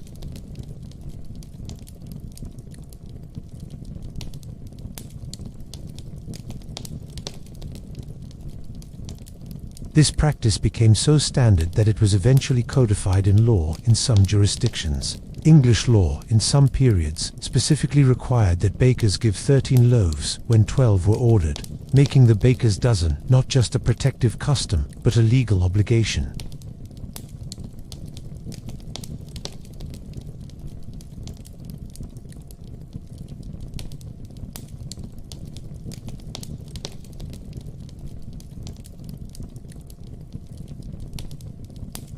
They re-participating in a custom that originated in medieval bakers' fear of being dragged through muddy streets with underweight loaves hanging from their necks. It's a small but telling reminder of how the intense scrutiny and harsh punishments of medieval bread regulation shaped practices that endure centuries later. The suspicion directed at bakers wasn't entirely unjustified. Historical records document numerous cases of actual fraud and adulteration.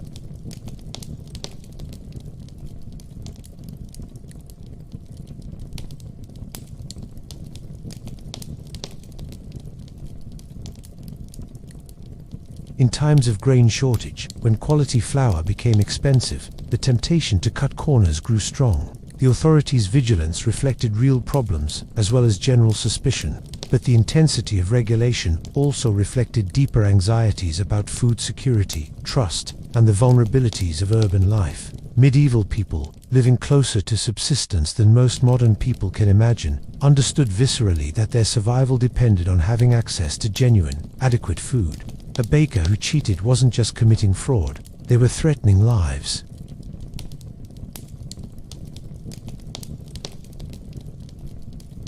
Bakers worked long hours, often starting before dawn to have fresh bread ready when markets opened.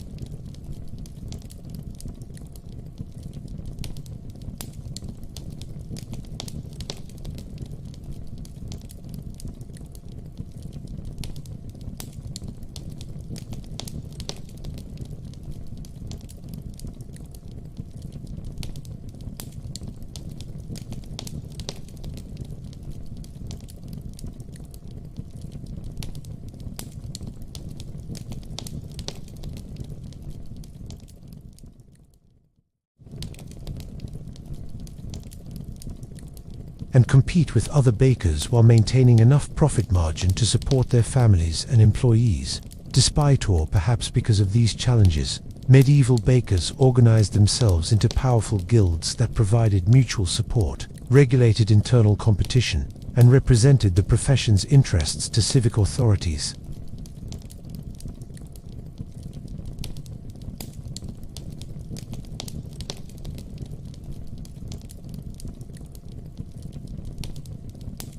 A prospective baker typically began as an apprentice, working for a master baker for several years, often 7, while learning the craft. After completing apprenticeship, they became a journeyman, working for wages but not yet permitted to operate their own bakery. Only after additional years, often requiring demonstration of their skills through creating a masterpiece, a perfect loaf or batch of loaves, judged by guild masters, could they become a master baker, authorized to open their own shop, take apprentices, and vote in guild affairs. The guilds served multiple functions beyond training and certification. They set internal standards for conduct and quality that often exceeded legal requirements, enforcing professional ethics among members. They provided mutual assistance during hard times when a baker became ill or injured. The guild might help support their family or assist in operating the bakery until recovery. They organized religious and social activities, with guild members participating in processions, festivals, and charitable works. Many guilds maintained their own chapel in the local church, dedicating it to a patron saint. Saint Elizabeth of Hungary was a common patron of bakers, associated with a miracle involving bread. The guild also negotiated collectively with civic authorities over regulations, taxes, and privileges, giving individual bakers political influence they wouldn't possess alone. Yet guild membership also imposed restrictions and obligations. Members had to pay dues, participate in guild activities, submit to guild inspections. The guild might limit the number of bakeries in a city to prevent excessive competition. It might prohibit innovations or techniques that gave one baker unfair advantages over others. It might require members to sell at standardized prices, or to purchase grain collectively rather than individually, or to hire only guild-approved apprentices. These restrictions could be burdensome, particularly for ambitious bakers who wanted to expand their operations or try new methods.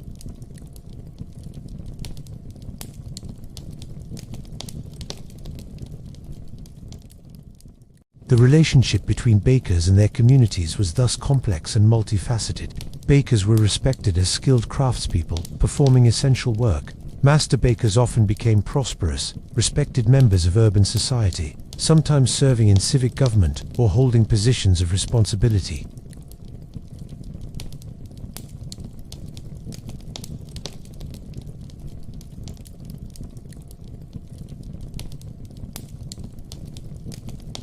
A medieval baker knew that a single mistake, a batch of bread that came out slightly underweight due to humidity or yeast performance, flour that turned out to be moldy, prices calculated incorrectly in the morning rush could result in public humiliation, hefty fines, loss of guild membership, or worse. The stress of this constant scrutiny, combined with the physical demands and economic uncertainties of the work, made medieval baking a profession requiring not just skill and strength, but considerable psychological resilience.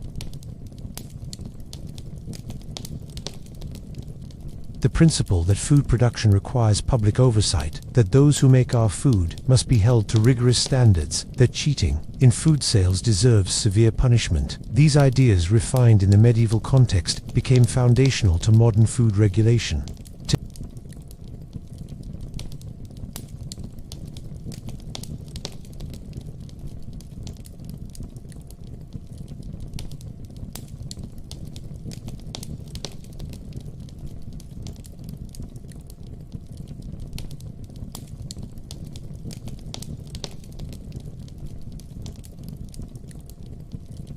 Every time a food inspector visits a restaurant, every time a bakery is cited for violations, every time a consumer protection law is enforced, we're seeing the continuing influence of those medieval systems that made bakers simultaneously essential and suspect, respected and feared, granted privilege and burdened with responsibilities that could cost them everything if they failed to meet society's exacting demands.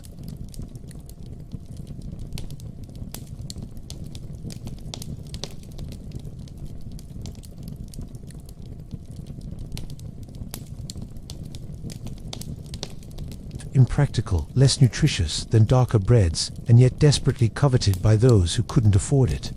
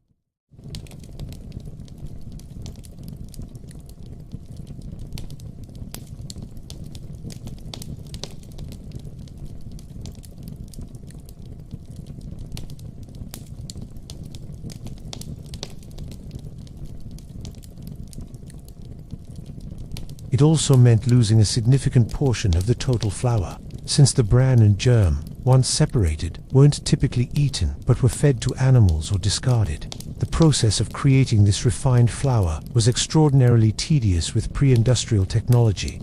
After grinding wheat into flour, millers had to sift it repeatedly through ever finer cloth sieves, separating the finer particles, mostly endosperm, from coarser particles, mostly bran. Each sifting removed some flour, which meant that producing a pound of fine white flour required significantly more than a pound of wheat, sometimes 30 to 40% more.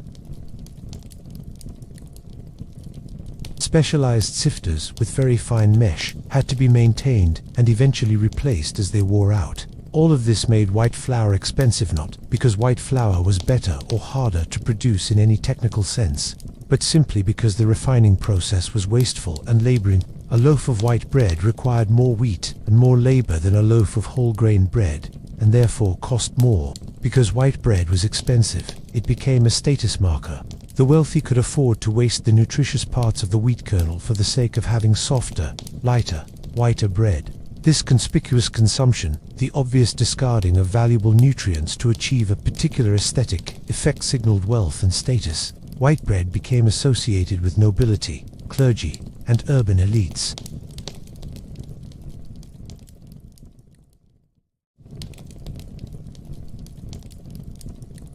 These associations became deeply ingrained in European consciousness. White bread was pure, refined, clean, and noble. Dark bread was coarse, rough, base, and common. The association between bread color and social status was so strong that terms for different breads became class identifiers. In medieval England, white bread referred not just to a type of bread, but implicitly to the upper classes who ate it, while brown bread carried implications of poverty and low status. The reality, known even to some medieval and early modern observers, was that dark bread was more nutritious and more filling than white bread.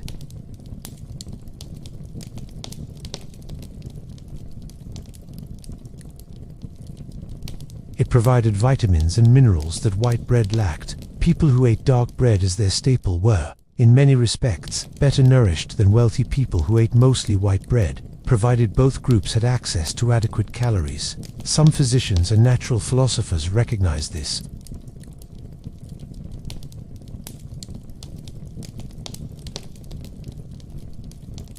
But this knowledge didn't overcome the social meanings attached to white bread. Even people who intellectually understood that dark bread might be more healthful preferred white bread if they could afford it, because eating white bread signaled status and refinement.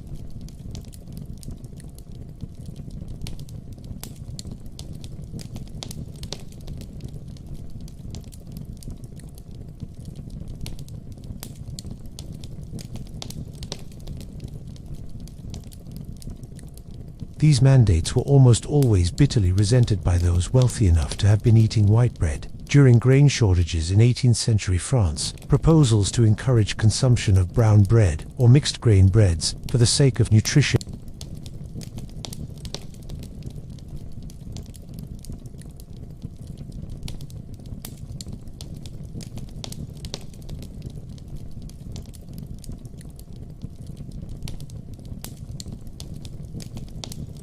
but those with social pretensions absolutely insisted on white bread, even when supplies were scarce and prices high, because to accept dark bread meant accepting a lower social status. This social meaning of bread color was so powerful that it affected health across social classes.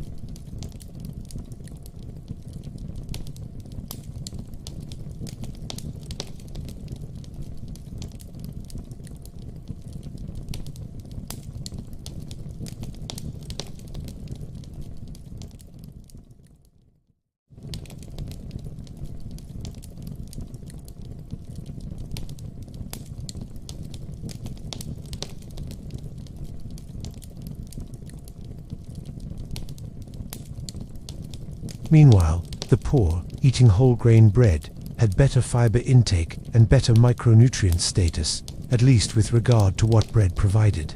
The nutrition paradox was clear.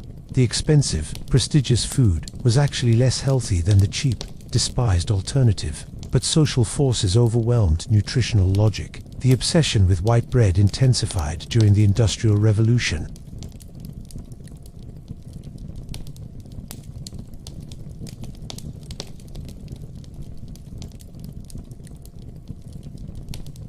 Roller mills used metal rollers turning at different speeds to crack wheat kernels.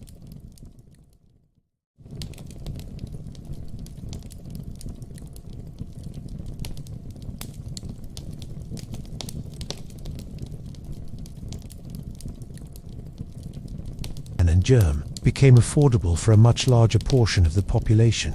What had been an elite luxury became an accessible middle-class product. The result was predictable. Demand for white bread exploded. People who had eaten dark bread their entire lives, as their parents and grandparents had, now could afford white bread and eagerly switched to it. White bread consumption became a marker of having risen above poverty, of having achieved respectable middle-class status. This transition happened rapidly in industrializing countries during the late 19th and early 20th centuries.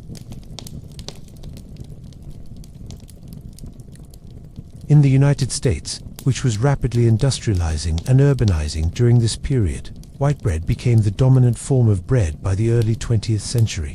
Whole wheat bread became associated with health faddists, rural backwardness, or poverty. Bakeries produced overwhelmingly white bread because that's what customers wanted. The fact that white bread was demonstrably less nutritious than whole wheat bread did not matter to most consumers. The social meaning white bread is modern, refined, sophisticated, American overwhelmed nutritional considerations.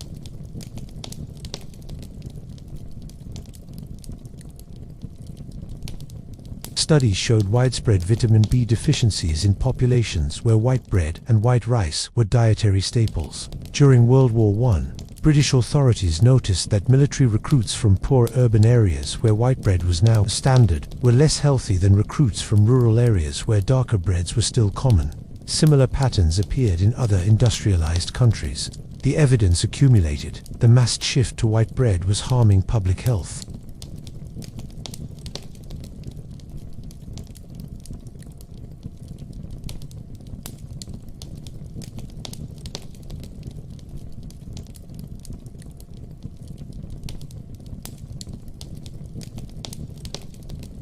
The solution, implemented in various countries beginning in the 1930s and 1940s, was enrichment adding back to refined flour some, though not all, of the nutrients removed during refining.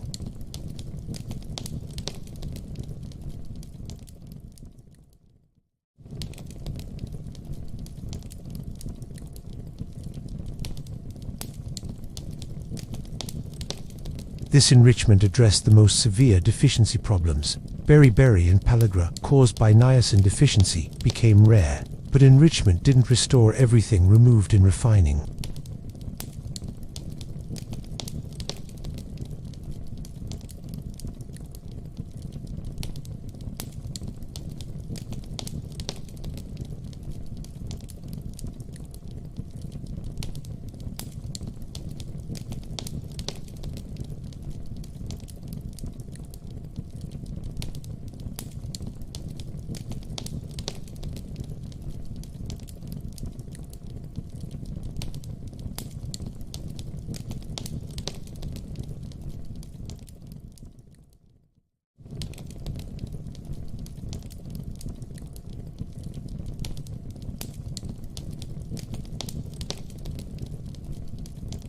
It was marketed as building strong bodies, 8 ways later, 12 ways, referring to the vitamins and minerals added through enrichment.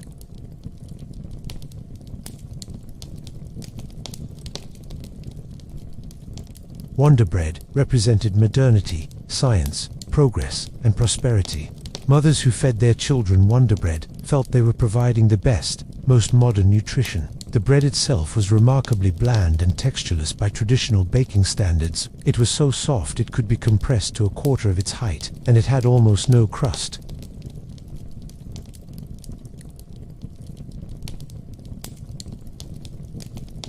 The uniformity meant reliability. The white color meant status and purity.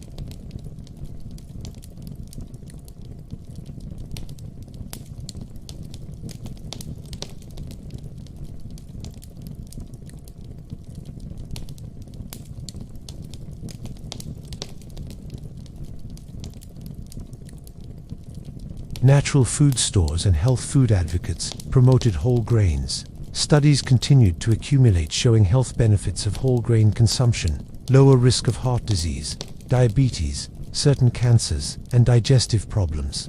Gradually, at least among educated, health-conscious consumers, the status associations reversed. Whole wheat bread became associated with education, health consciousness, and environmental awareness. Industrial white bread became associated with ignorance, poor nutrition, and lower class status. The shift wasn't complete, or universal white bread remained popular, especially among children and less educated consumers, but the direction of status signaling had changed.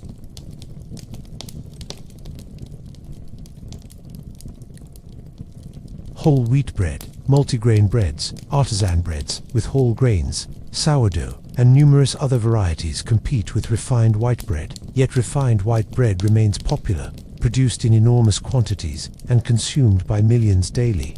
The reasons are complex. Habit plays a role. People eat what they grew up eating and what tastes familiar.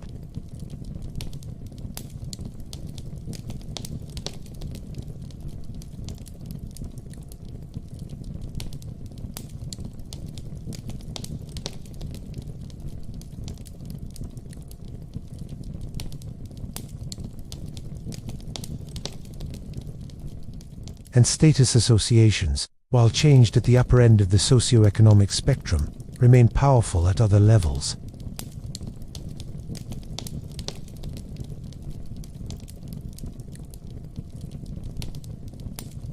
The white bread obsession thus reveals fundamental truths about food, culture, and human behavior. We don't choose foods purely based on nutrition, efficiency, or even taste. We choose foods based on what they signal about our status, our sophistication, our identity. We prefer foods that associate us with groups we aspire to join and distinguish us from groups we wish to distance ourselves from. These social meanings can be so powerful that they override nutritional common sense for generations. The history of white bread is a history of humans collectively choosing a worse product because it signified higher status.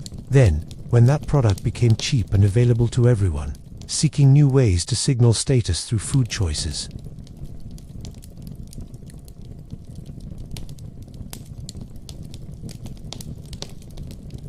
And it continues today with contemporary food trends, where the wealthy pay premiums for foods marketed as artisanal, organic, or locally sourced foods that may or may not be substantially better, but that certainly signal particular values and status.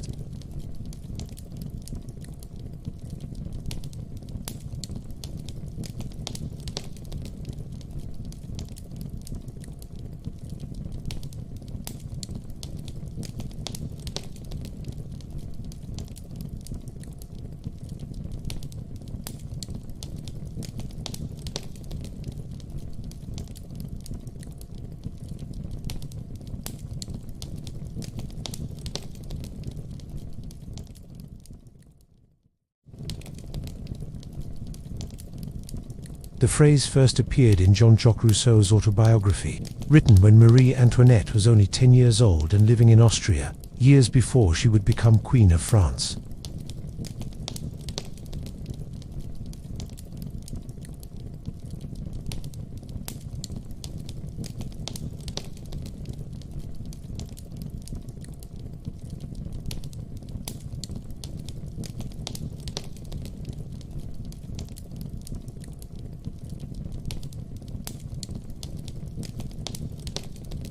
The phrase resonated because it captured a truth that transcended its factual accuracy. Bread was the fundamental issue that separated rulers from ruled.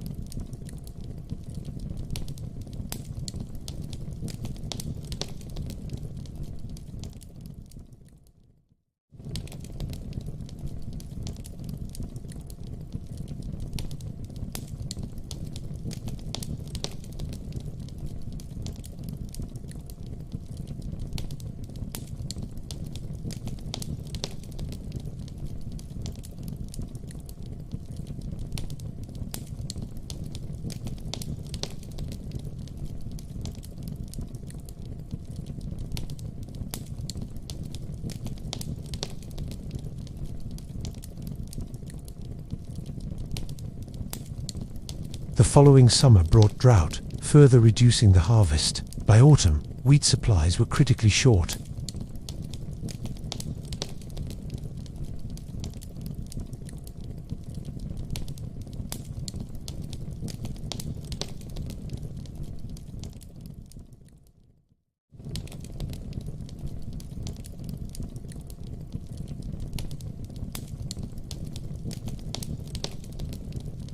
When even this wasn't enough, they went hungry. Mothers watched their children cry from hunger. Men who worked physical labor found themselves too weak to work, creating a vicious spiral of poverty and desperation.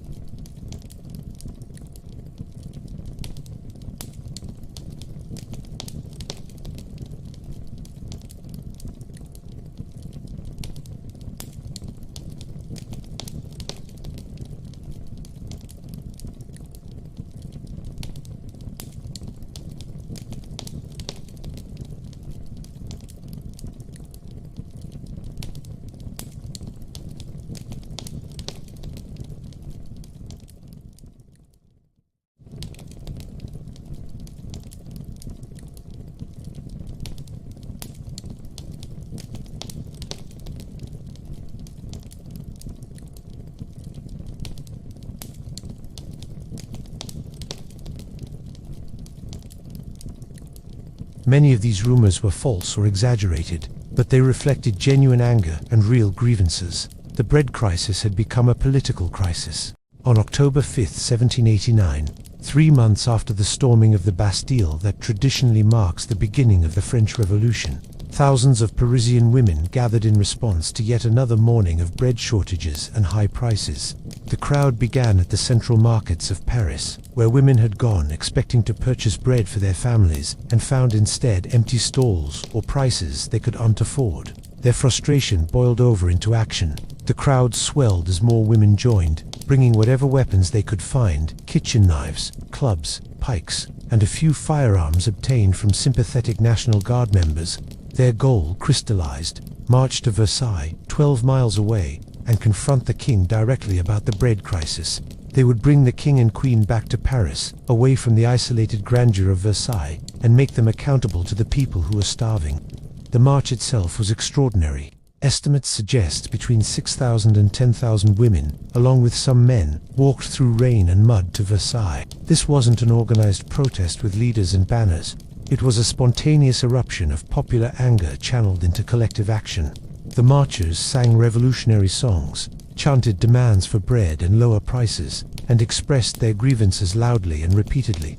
When they reached Versailles in the late afternoon, they surrounded the palace, demanding to see the king. A delegation was admitted and presented their demands to Louis XVI. Provide bread for Paris. Return to the city and live among the people rather than isolated at Versailles. Punish those responsible for the food crisis.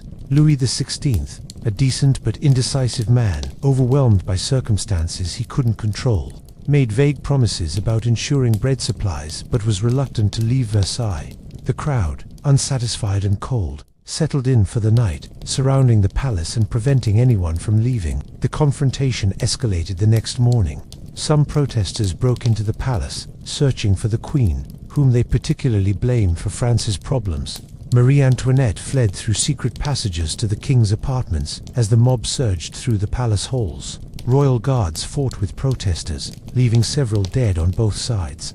The situation was on the verge of becoming a full-scale massacre. At this critical moment, Lafayette, the commander of the National Guard who had rushed to Versailles with his troops, negotiated a solution. The king and queen would return to Paris with the crowd. The royal family appeared on the palace balcony, and the crowd, seeing them humbled and forced to concede, cheered. The king promised to ensure bread supplies for Paris and to reside in the Tuileries Palace in the city rather than at Versailles.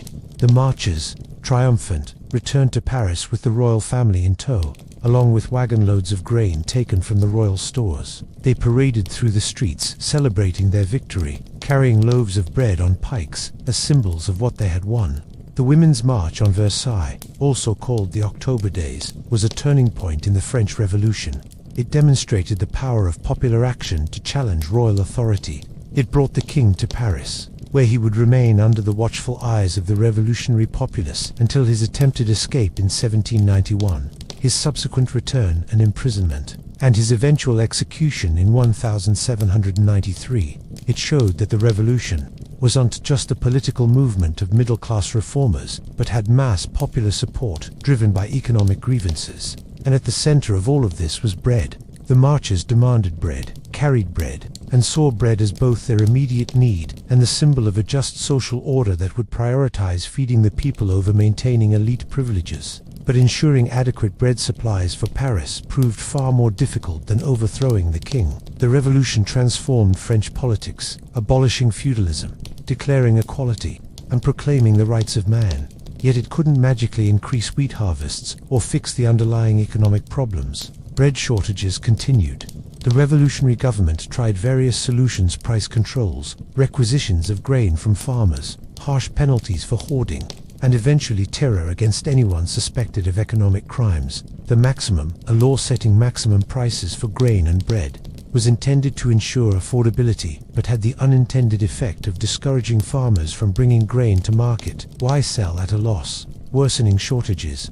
The revolutionary government resorted to forced requisitions, sending armed groups into the countryside to seize grain from farmers at below market prices. This alienated the rural population and created bitter conflicts between town and country. between hungry urban workers who demanded cheap bread and farmers who wanted fair prices for their crops. The bread situation became so dire by 1793 to 94, during the period known as the Terror, that failing to deliver bread rations was grounds for execution.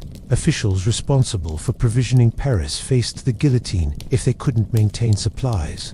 Bakers who were accused of hoarding flour or short-waiting loaves could be denounced, arrested, and executed. The revolutionary government operated with brutal logic. Bread was essential for keeping the urban population fed, and thus preventing counter-revolution. Anyone who threatened bread supplies was an enemy of the revolution. Enemies of the revolution deserved death. Thousands died, not just aristocrats and political opponents, but ordinary people caught up in the bread crisis. Merchants accused of speculation, farmers accused of hoarding, bakers accused of cheating. The revolution that had begun with demands for bread devoured people in its desperate attempt to ensure bread supplies. The irony is that bread shortages didn't end with the revolution, they continued intermittently. Throughout the revolutionary period and beyond, harvests varied year to year based on weather.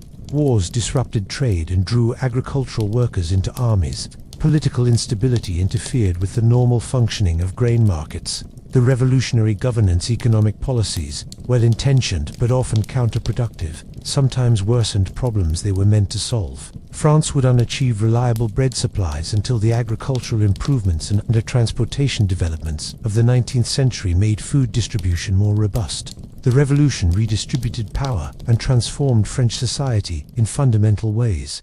But it couldn't wish wheat into existence when harvests failed. Yet the October March and the bread riots of the revolutionary period established bread's symbolic importance in French political culture. Throughout the 19th and 20th centuries, French governments understood that their legitimacy depended partly on ensuring bread supplies. Maintaining adequate, affordable bread for the urban population became a political priority.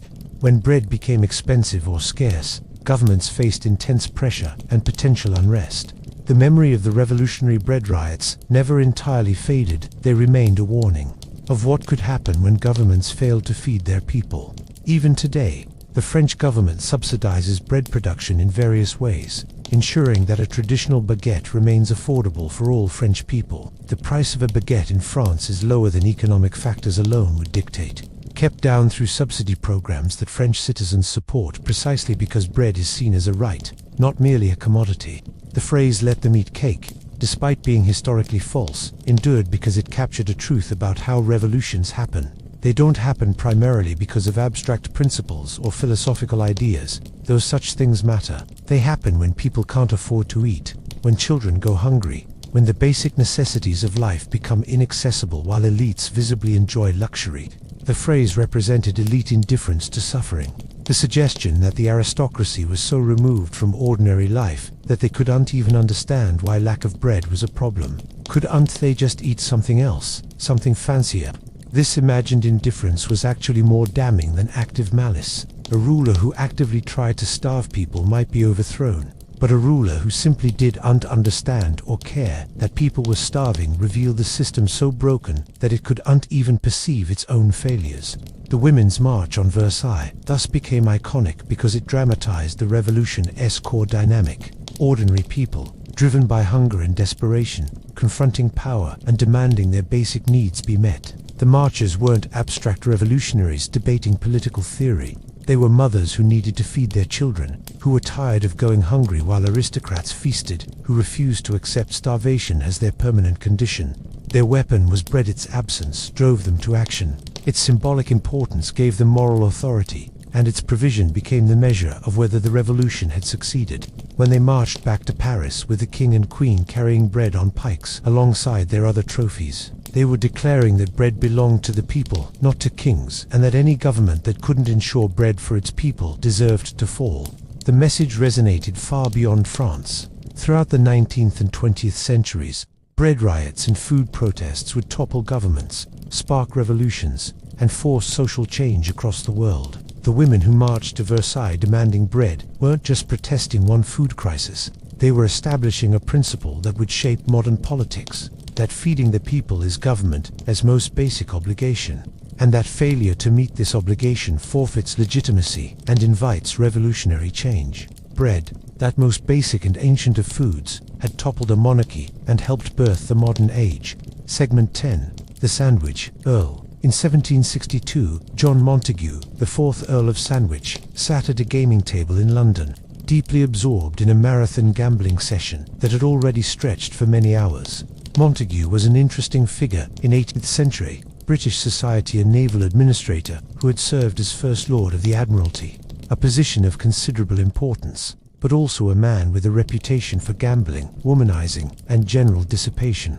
On this particular day, he was unwilling to leave the gaming table, even for the traditional sit-down meal. Hunger gnawed at him, but the excitement of the game, and perhaps his current winning or losing streak, kept him planted in his seat. He needed food, but couldn't spare the time for proper dining, which would require leaving the table, washing hands, sitting at a separate dining table with proper utensils, and observing all the elaborate rituals that 18th century upper-class dining entailed. So Montagu improvised. He ordered his servants to bring him meat salt beef, by some accounts stuck between 2 slices of bread. This arrangement allowed him to eat with one hand while continuing to hold cards with the other. The bread served as an edible holder, keeping his fingers relatively clean and free of grease, preventing him from soiling the playing cards.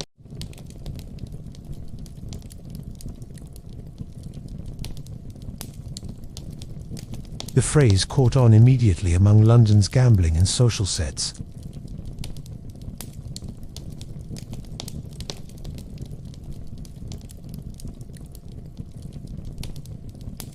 The sandwich wasn't entirely unprecedented. People had been putting foods between bread in various forms for centuries. Medieval Europeans had used thick slabs of bread called trenchers as edible plates, sopping up juices and sauces from meat and stew. Ancient Romans occasionally wrapped food in flatbreads. Jewish communities had long traditions of eating matzah with various fillings during Passover, but these precedents were different from what the Earl had created. Trenchers were more containers than sandwiches, as we de-recognize them. They were often eaten separately, after the meal, or given to servants or the poor. The Earl of Sandwich's innovation was in making the bread an integral part of the eating experience, a deliberate combination of bread and filling meant to be consumed together as a single handheld item specifically designed for convenience and portability.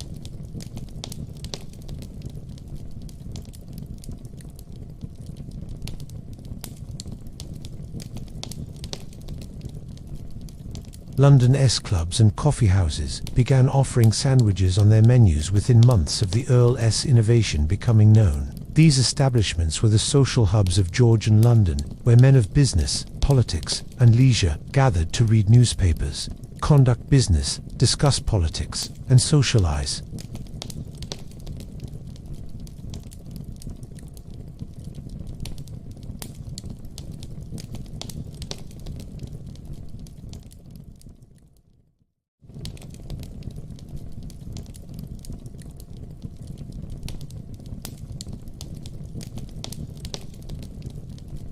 This suited the increasingly busy, commercially oriented pace of urban life. Merchants who needed to review accounts, politicians who wanted to discuss policy, writers who were working on manuscripts all could sustain themselves with sandwiches without losing productive time to formal dining. The sandwich was also perfect food for travelers in an age when travel was becoming more common but still challenging.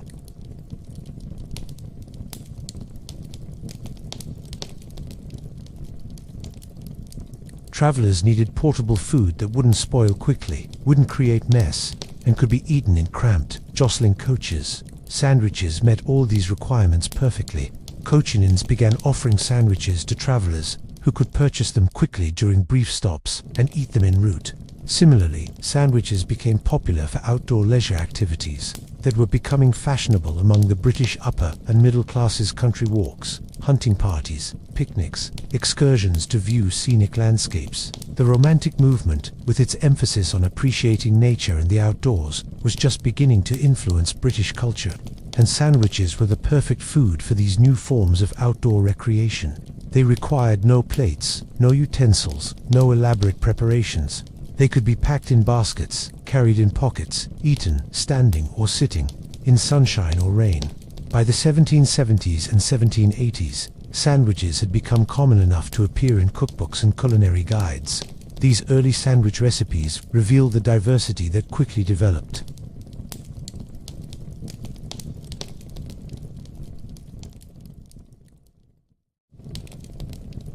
Or roast beef, sometimes with added mustard or pickles. For flavor, cut into small, neat triangles for service at afternoon teas or evening parties.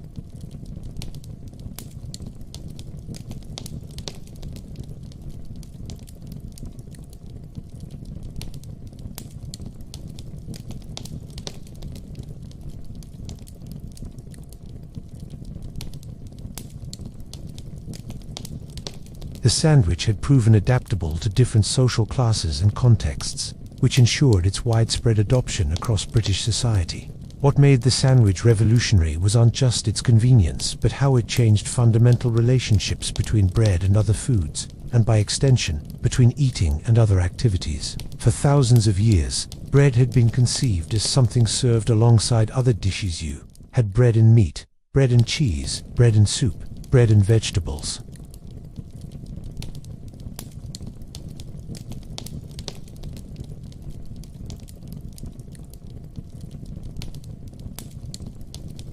It was the foundation, the staple, the constant element that accompanied the varied elements of the meal. The sandwich fundamentally changed this relationship by merging bread with its contents, making bread not just an accompaniment but an essential, integral component of the dish. You didn't have bread and meat anymore. You had a sandwich, a unified creation where bread and filling were inseparable, where removing one component destroyed the whole. This merger had philosophical and cultural implications that extended beyond food. It represented a kind of democratization of eating. A formal meal, with its separate courses, its array of dishes, its requirement for plates, utensils, servants, and proper dining spaces, was inherently hierarchical and exclusive.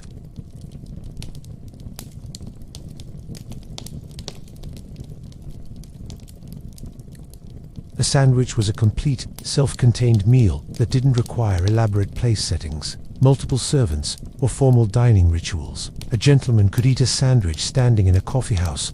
A worker could eat one in a factory. A traveler could eat one in a coach. A family could eat sandwiches on a country walk. The sandwich didn't eliminate the distinctions between rich and poor. The quality of ingredients varied enormously based on wealth, but it did create a form of eating that was more egalitarian in structure, if not in content. Anyone, regardless of social position, could eat a sandwich in roughly the same way, with the same basic technique, in the same casual manner. The sandwich also represented a shift in attitudes toward time and efficiency.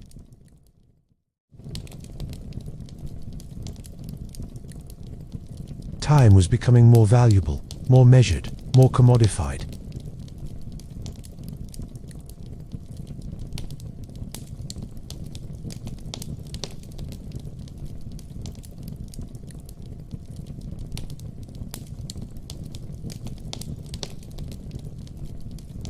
The sandwich perfectly embodied this new relationship with food and time. It allowed eating to become subsidiary to other activities rather than the primary focus.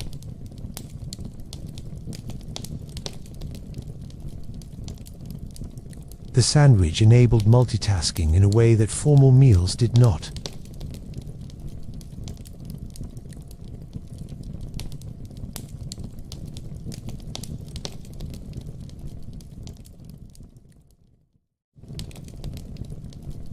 The sandwich crossed the Atlantic to America early in the new nation's history, finding particularly fertile ground in a society that prided itself on practicality, efficiency, and democratic values.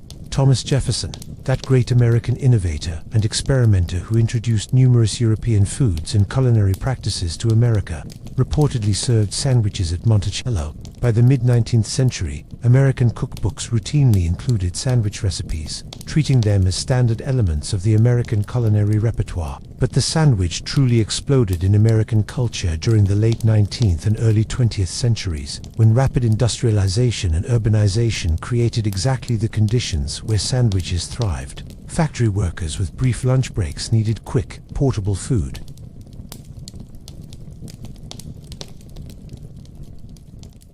Office workers in the growing white-collar sectors wanted lunches that were professional and convenient. The sandwich answered all these needs. American ingenuity and diversity quickly produced an explosion of sandwich innovation. New York delicatessens, established by Jewish immigrants from Eastern Europe, developed towering sandwiches packed with layers of pastrami, corned beef, salami, and other cured meats, along with pickles, mustard, and rye bread. These substantial sandwiches became icons of New York food culture.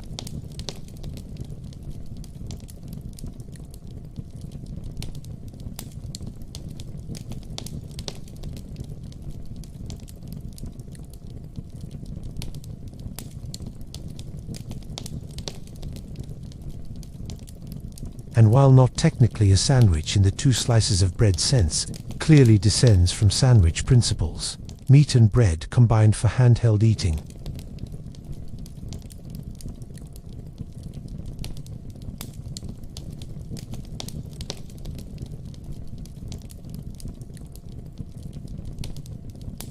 And melted cheese on a long roll. The po' boy in New Orleans, a submarine-style sandwich on French bread with fried seafood or roast beef.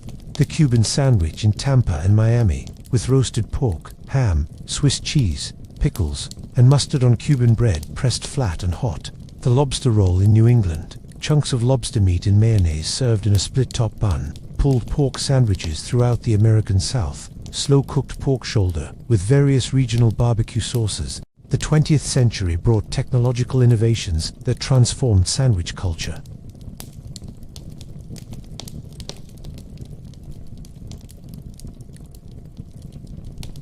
Before sliced bread, making sandwiches required cutting bread, which took time and skill to do evenly and neatly.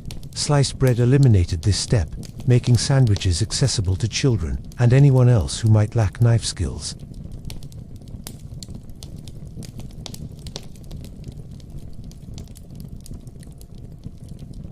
The phrase, "the greatest thing since sliced bread," which entered American English in the 1950s, used sliced bread, which was, after all, just bread that had been sliced, as the benchmark for innovation and improvement, testifying to how fundamental the sandwich and its enabling technology sliced bread had become to American life. Peanut butter and jelly sandwiches became an American childhood institution in the mid-20th century. The combination was cheap, required no refrigeration, important in an era when not all homes had reliable refrigerators, was nutritious enough to count as a meal, and was universally loved by children. For its sweet savory flavor profile and soft familiar texture, generations of American children grew up eating PB&J sandwiches for school lunch, creating powerful nostalgic associations that persist into adulthood. During World War II, American soldiers ate enormous quantities of sandwiches. They were easy to mass produce, transport and distribute, required no heating, and provided adequate nutrition. The association between sandwiches and American military efficiency and power became part of how sandwiches were perceived globally as American food culture spread after the war. The post-war period saw the rise of fast food chains built entirely on sandwich variations. McDonald's hamburgers, Burger Kings, Whoppers, Subways, submarine sandwiches, countless other chains serving sandwiches in various forms became dominant forces in American food culture, and then, through aggressive international expansion in global food culture, these chains industrialized and standardized sandwich production to an extent that would have been unimaginable to the Earl of Sandwich. Hamburgers were produced by the billions, with precise specifications for size, weight, temperature, and composition.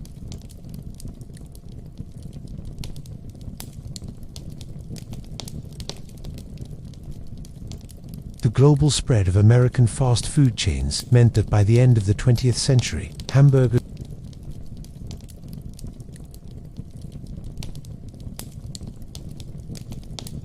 This cultural export was sometimes welcomed, sometimes resisted, but was nearly always successful in commercial terms.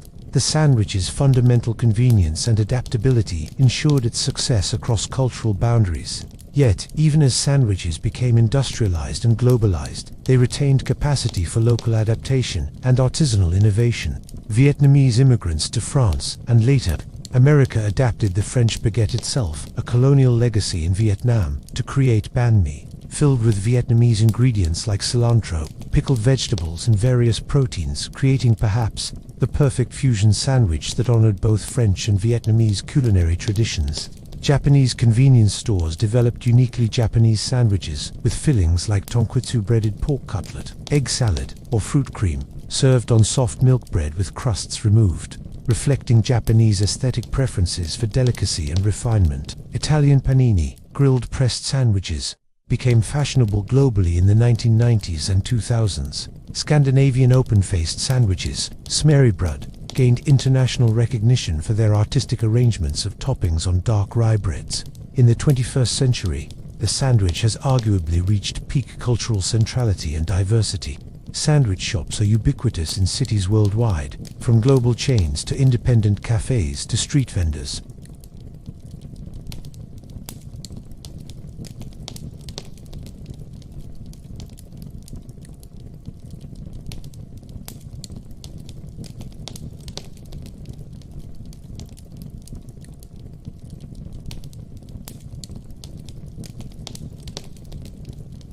The sandwich crosses all socioeconomic levels, from dollar menu fast food hamburgers, $200 Kobe beef sandwiches at luxury restaurants.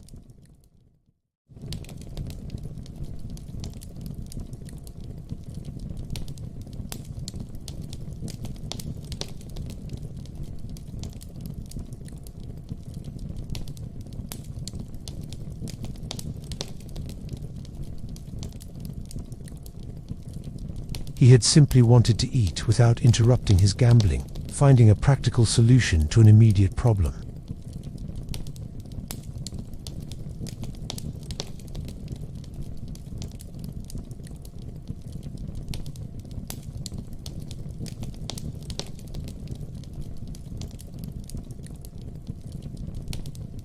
Yet in a deeper sense, the success of the sandwich was inevitable once it was invented. It solved real problems: how to eat efficiently, how to combine foods conveniently, how to make meals portable in ways that became only more relevant as society modernized.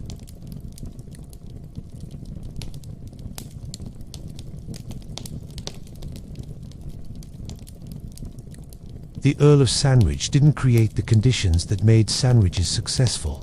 He merely created the form that those conditions demanded. His lasting contribution was recognizing that bread could be more than a side dish or utensil, that it could become a wrapper. Segment 11. The Irish Soda Bread Innovation.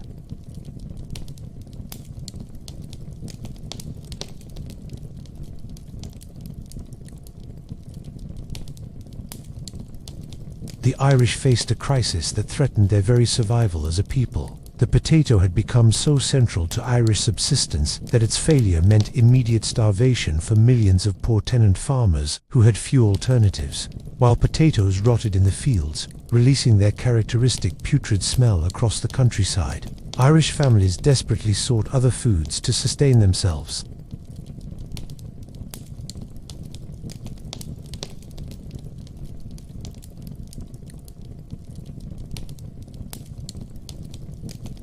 Time was a luxury that starving people didn't have.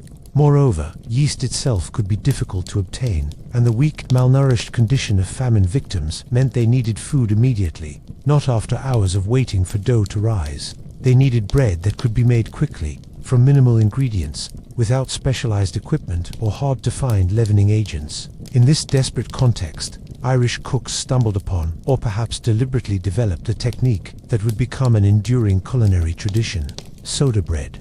The innovation was elegantly simple. Traditional yeast bread rises because yeast organisms consume sugars and produce carbon dioxide gas, which becomes trapped in the gluten network of the dough, creating bubbles that make the bread light and airy. This biological process takes time, typically several hours, for the yeast to multiply and produce enough gas. But there's another way to produce carbon dioxide in dough: chemical leavening. When an acid and a base react, they produce carbon dioxide almost instantly. If you could incorporate an acid and a base into bread dough, they would react immediately upon contact, producing gas bubbles without any waiting period. Irish cooks discovered that mixing buttermilk, naturally acidic due to lactic acid produced by bacteria, with baking soda, sodium bicarbonate, a base, created exactly this reaction. The two ingredients, when combined in dough, reacted immediately, producing carbon dioxide gas that leavened the bread. The dough could be mixed, shaped, and put directly into the oven, with the bread ready to eat in under an hour from start to finish. This might seem like a simple chemical trick, but its implications were revolutionary, especially in the context of famine. Speed was crucial. A family with hungry children couldn't wait half a day for bread to rise. The ingredients were relatively accessible. Buttermilk was a byproduct of butter making, common in Irish households that kept cows, and baking soda, while not free, was cheaper and more available than maintaining yeast cultures. The technique required no special skill. A child or someone unfamiliar with bread making could mix the ingredients and produce edible bread, whereas yeast bread required experience and judgment to produce good results. The bread itself, while different in texture and flavor from yeast bread, was substantial, filling, and reasonably nutritious, especially when made with whole wheat flour, which Irish bakers often used by necessity, as refined flour was expensive and scarce.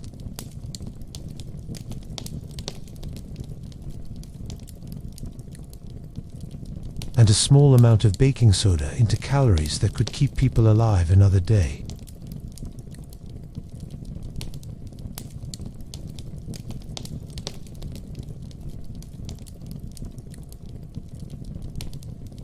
Sodium bicarbonate had been isolated and identified in the late 18th century, and by the 1840s it was commercially available, though not yet in widespread household use.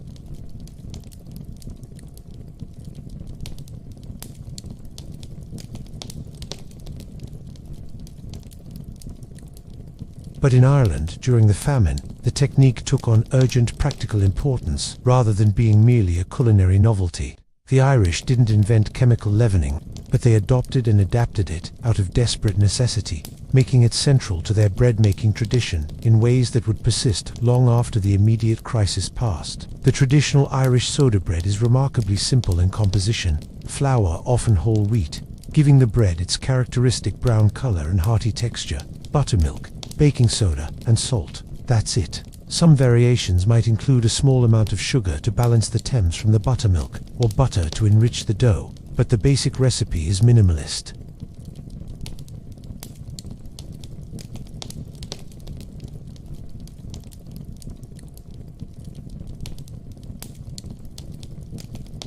Overmixing is actually detrimental, as it develops gluten too much, making the bread tough. The gentle mixing produces a shaggy, somewhat rough dough that's shaped into a round loaf, scored with a deep cross on top, both for practical reasons helping the bread bake evenly and for symbolic reasons, as the cross had religious significance.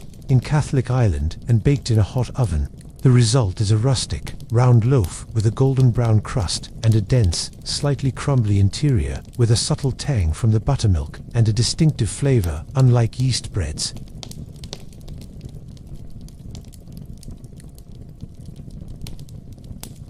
Yeast-leavened bread has an open, airy crumb with irregular holes throughout, a result of the slow fermentation process and the elastic gluten network that traps and holds gas bubbles produced over hours.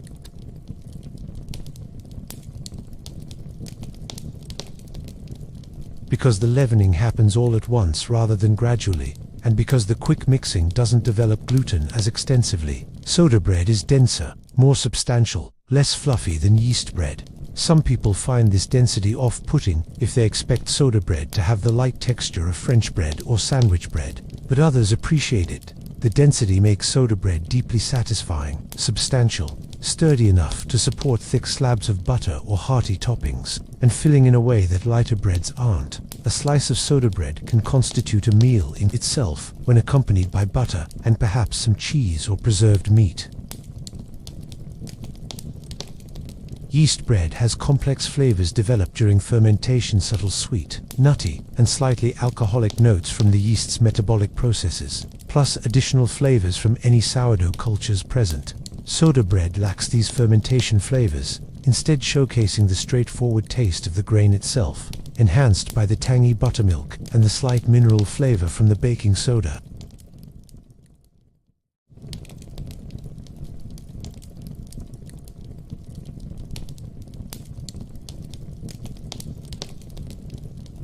This directness of flavor can be appealing. You taste the grain clearly, without the masking effects of fermentation.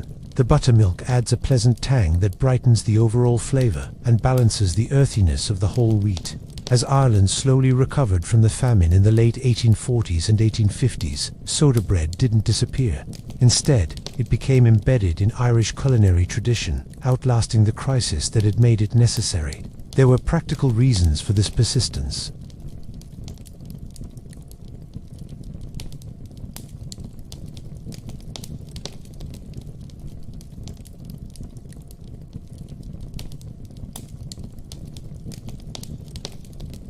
The hour or less required to make soda bread fit more easily into busy schedules than the half-day commitment of yeast bread. Buttermilk remained plentiful in Irish homes, as dairy farming was central to Irish agriculture, and baking soda was inexpensive and shelf-stable. Making soda bread required minimal equipment, just a bowl for mixing, an oven for baking, and a flat surface for shaping the dough.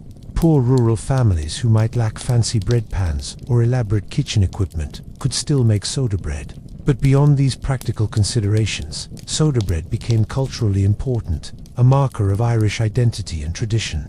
The bread that had sustained Irish families through the worst disaster in their history became a symbol of Irish resilience, resourcefulness, and connection to the land. Making soda bread became part of what it meant to be Irish, passed down from mothers to daughters, a skill that connected generations. Irish immigrants who left Ireland in the decades following the famine brought soda bread traditions with them to America, Britain, Australia, and wherever else they settled, maintaining their connection to Irish identity through food.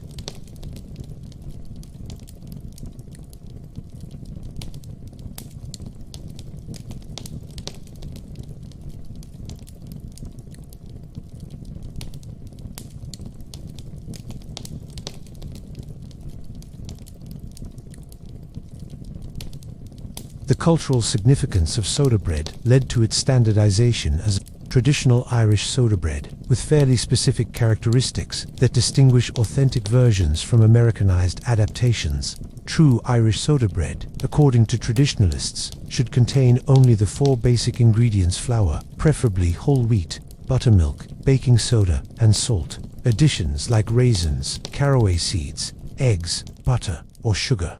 While common in American Irish soda bread recipes, especially around St. Patrick's Day, are viewed by Irish purists as inauthentic Americanizations, there is a particular disdain for versions that add raisins. What Americans often call raisin soda bread is sometimes derisively termed spotted dog in Ireland, and is unconsidered proper soda bread at all.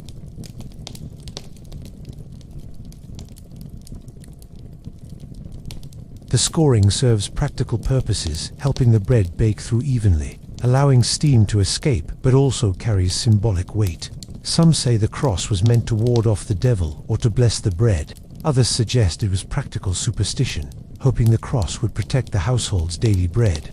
Whatever the original reasoning, the cross became an essential identifying feature of Irish soda bread. The persistent popularity of soda bread in Ireland and among Irish diaspora communities worldwide testifies to how foods can carry cultural meaning that transcends their practical or nutritional value. Soda bread isn't necessarily superior to yeast bread in taste or texture. Many people prefer yeast bread's lighter texture and more complex flavors. But soda bread connects Irish people to their history, to their ancestors who survived the famine, to their identity as a people who endured catastrophic hardship and preserved their culture despite enormous pressures. Making and eating soda bread becomes an act of cultural continuity, a way of honoring the past while nourishing the present. The bread's simplicity, just 4 ingredients, minimal technique, no special equipment, reflects and celebrates Irish values of thrift, practicality, and making do with what's available.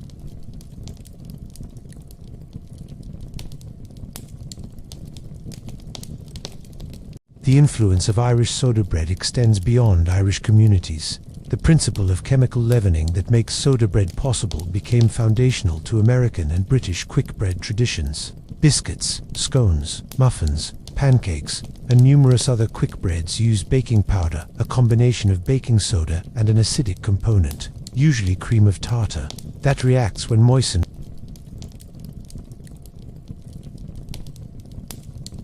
The convenience of chemical leavening: no yeast to maintain, no rising time to wait through, Simpler techniques accessible to inexperienced bakers made quick breads popular in contexts far removed from Irish famine. American biscuits served at breakfast throughout the South. British scones served at afternoon tea. All kinds of muffins.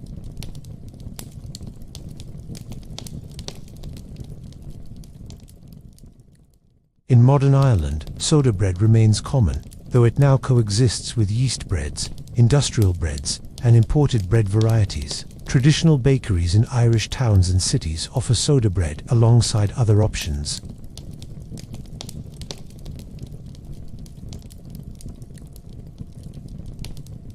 Soda bread has also been commercialized, available packaged in supermarkets, though traditionalists argue these mass-produced versions lack the quality and authenticity of home-baked loaves. Tourist restaurants in Ireland invariably serve soda bread, often warm from the oven, as part of the traditional Irish meal experience visitors expect. This commercialization and tourist focus has created some ambivalent soda bread risks becoming a cliché, a stereotypical Irish item served.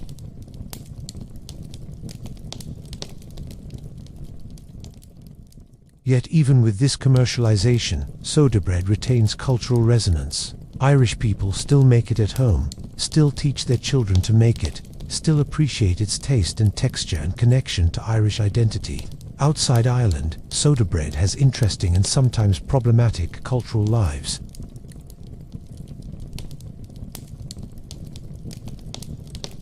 And many with no Irish heritage to celebrate or perform.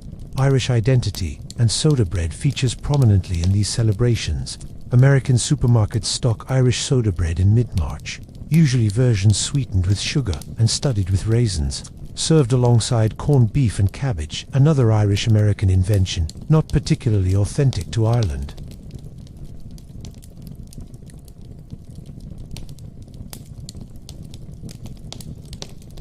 Transforming a symbol of Irish hardship and resilience into a sweet cake-like novelty consumed by people with little understanding of what the bread represents. Yet these celebrations, however commercialized or inauthentic, do serve to maintain Irish cultural visibility in American society and give Irish Americans occasions to reflect on their heritage. The story of Irish soda bread encapsulates broader themes about food, crisis, innovation, and cultural memory. When faced with catastrophic famine, Irish cooks adapted available technologies, chemical leavening, to immediate needs, quick bread from minimal ingredients, creating a food solution that worked well enough to persist long after the crisis passed. The bread became more than mere sustenance, it became a cultural symbol, a marker of identity, a way of remembering suffering while celebrating survival.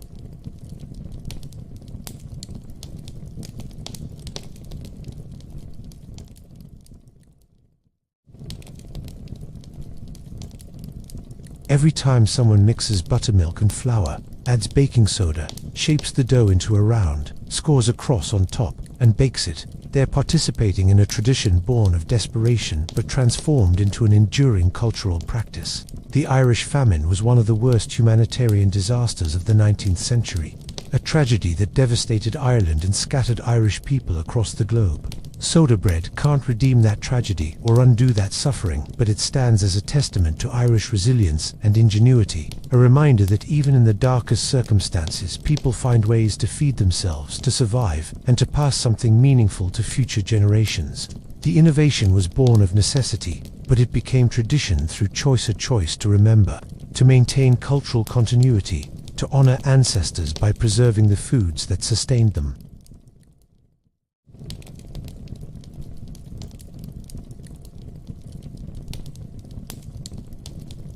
Segment 12. The Wonder of Industrial Bread. In 1928, in Chillicothe, Missouri, a man named Otto Frederick Roeder unveiled an invention that would transform American bread consumption and give the English language one of its most enduring phrases. Roeder, a jeweler turned inventor who had been obsessed with automating bread slicing for over a decade, had finally perfected a machine that could slice a loaf of bread evenly and consistently, then wrap it to keep the slices fresh.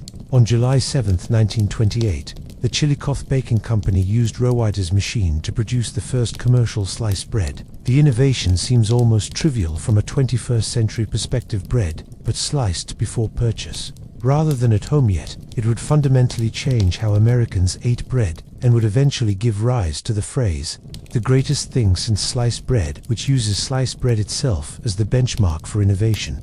That such a simple modification could become the standard for evaluating all other innovations tells us something profound about bread's cultural importance.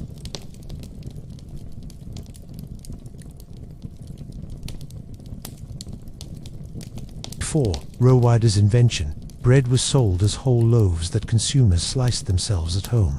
This might not seem particularly burdensome after all. Slicing bread is a simple task, requiring only a knife.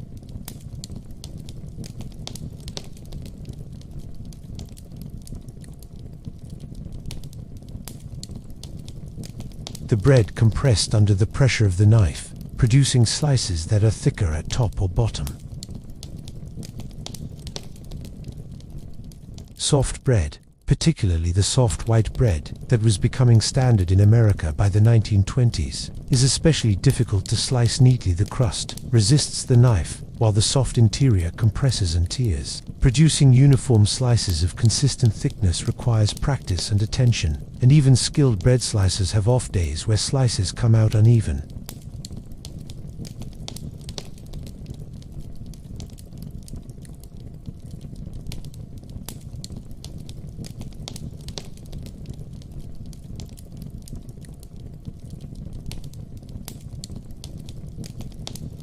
Rowider had recognized these problems back in 1912 and began developing solutions. His initial challenge was technical: how to slice bread without compressing it, how to produce uniform slices, how to do this quickly enough for commercial viability, and crucially, how to keep sliced bread fresh. That last problem had stymied earlier attempts at bread slicing machines. Bread begins losing moisture immediately after baking, and slicing greatly accelerates this process by exposing more surface area to air. A whole loaf stays fresh for days because only the cut ends are exposed. A sliced loaf begins drying out within hours as all the newly cut surfaces lose moisture. Rowider's key innovation was combining slicing with wrapping. His machine sliced the loaf and immediately wrapped it in waxed paper, which slowed moisture loss enough to make pre-sliced bread commercially viable. The wrapped, sliced loaf could sit on a store shelf for a day or two without becoming unacceptably stale, long enough for consumers to purchase and use it. When Rowider first proposed his idea to bakeries in the 1920s, he encountered skepticism bordering on dismissal. Bakers argued that pre-sliced bread would go stale too quickly, that customers preferred slicing their own bread, that the machinery would be too expensive, that the whole concept was an unnecessary gimmick, solving a problem that didn't really exist. One prominent baker told Rowider directly that sliced bread was the most foolish idea I ever heard. This resistance is instructive. Innovations that later seem obvious often face fierce resistance initially, because people embedded in existing systems can't imagine alternatives or see them as threats to established practices. Bakers had been selling whole loaves for decades or centuries. The idea that this fundamental aspect of their business should change seemed absurd. Why fix what wasn't broken? The first bakery willing to try Rowider's machine was the Chillicothe Baking Company, a small Midwestern bakery willing to take a risk on this unusual invention. The results were immediately and dramatically positive. Customers loved pre-sliced bread. Sales increased substantially within weeks. Other bakeries in the region, seeing Chillicothe's success, began requesting bread slicing machines. Word spread through the baking industry, and skepticism turned to enthusiasm as bakeries realized that sliced bread wasn't a gimmick but a genuine improvement that customers actually wanted. By 1930, just 2 years after that first loaf in Chillicothe, sliced bread was available in most American cities. The technology spread rapidly. Other manufacturers beyond Rowider began producing bread slicing machines, each with their own refinements and improvements. Large commercial bakeries installed multiple machines to keep up with demand. Sliced bread was becoming the new normal. The transformation accelerated dramatically when Wonder Bread, which had been introduced in 1921 as one of America's first nationally distributed bread brands, began selling sliced bread in 1930. Wonder Bread was produced by Continental Baking Company, one of the largest bread manufacturers in America, with wide distribution networks and substantial marketing budgets. When Wonder Bread went sliced, it carried sliced bread into mainstream American consciousness in a way that smaller regional bakeries couldn't. Wonder Bread's marketing emphasized modernity, convenience, and scientific progress. The packaging featured colorful balloons inspired by the International Balloon Race at the Indianapolis Speedway, which executives had attended and found delightfully modern and eye-catching. The brand promised to build strong bodies, 8 ways later 12 ways, referring to the vitamins and minerals added through enrichment and number that increased as nutritional science identified more vitamins and as marketing departments realized that more ways sounded more impressive. Wonder Bread represented everything modern about American bread: industrial production, national distribution, enrichment with scientifically identified nutrients, uniform quality, and of course the convenience of pre-sliced bread extended beyond saving a few minutes of slicing time. It enabled consistency in a way that home slicing couldn't match. Every slice was the same thickness, which meant sandwiches looked neater, portions were more predictable, and toasting was more even. For mothers packing school lunches for children, growing practice as public school, attendance expanded and stayed through lunch became common. Sliced bread simplified sandwich making. For restaurants and diners making sandwiches commercially, sliced bread reduced labor costs and improved consistency. For elderly people or those with limited dexterity, sliced bread eliminated a task that could be difficult or even dangerous. Bread knives are sharp, and unsteady hands can slip.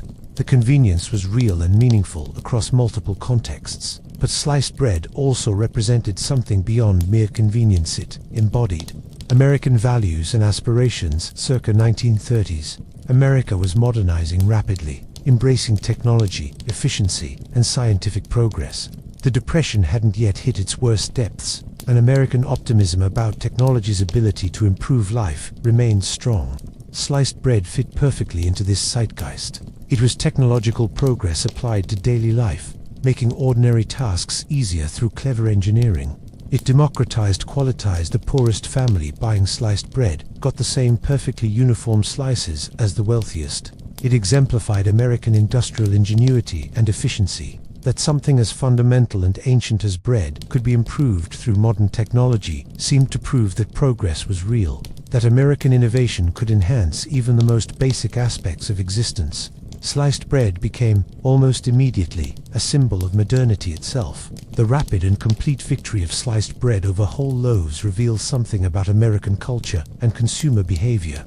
Americans, more than most peoples, have historically valued convenience highly, sometimes prioritizing it over tradition, quality, or other considerations. The speed with which sliced bread displaced whole loaves within a few years, the majority of commercially sold bread in America, was priceless. Shows this preference in action. There was relatively little resistance, no significant movement to preserve traditional whole loaf bread as part of American heritage or identity.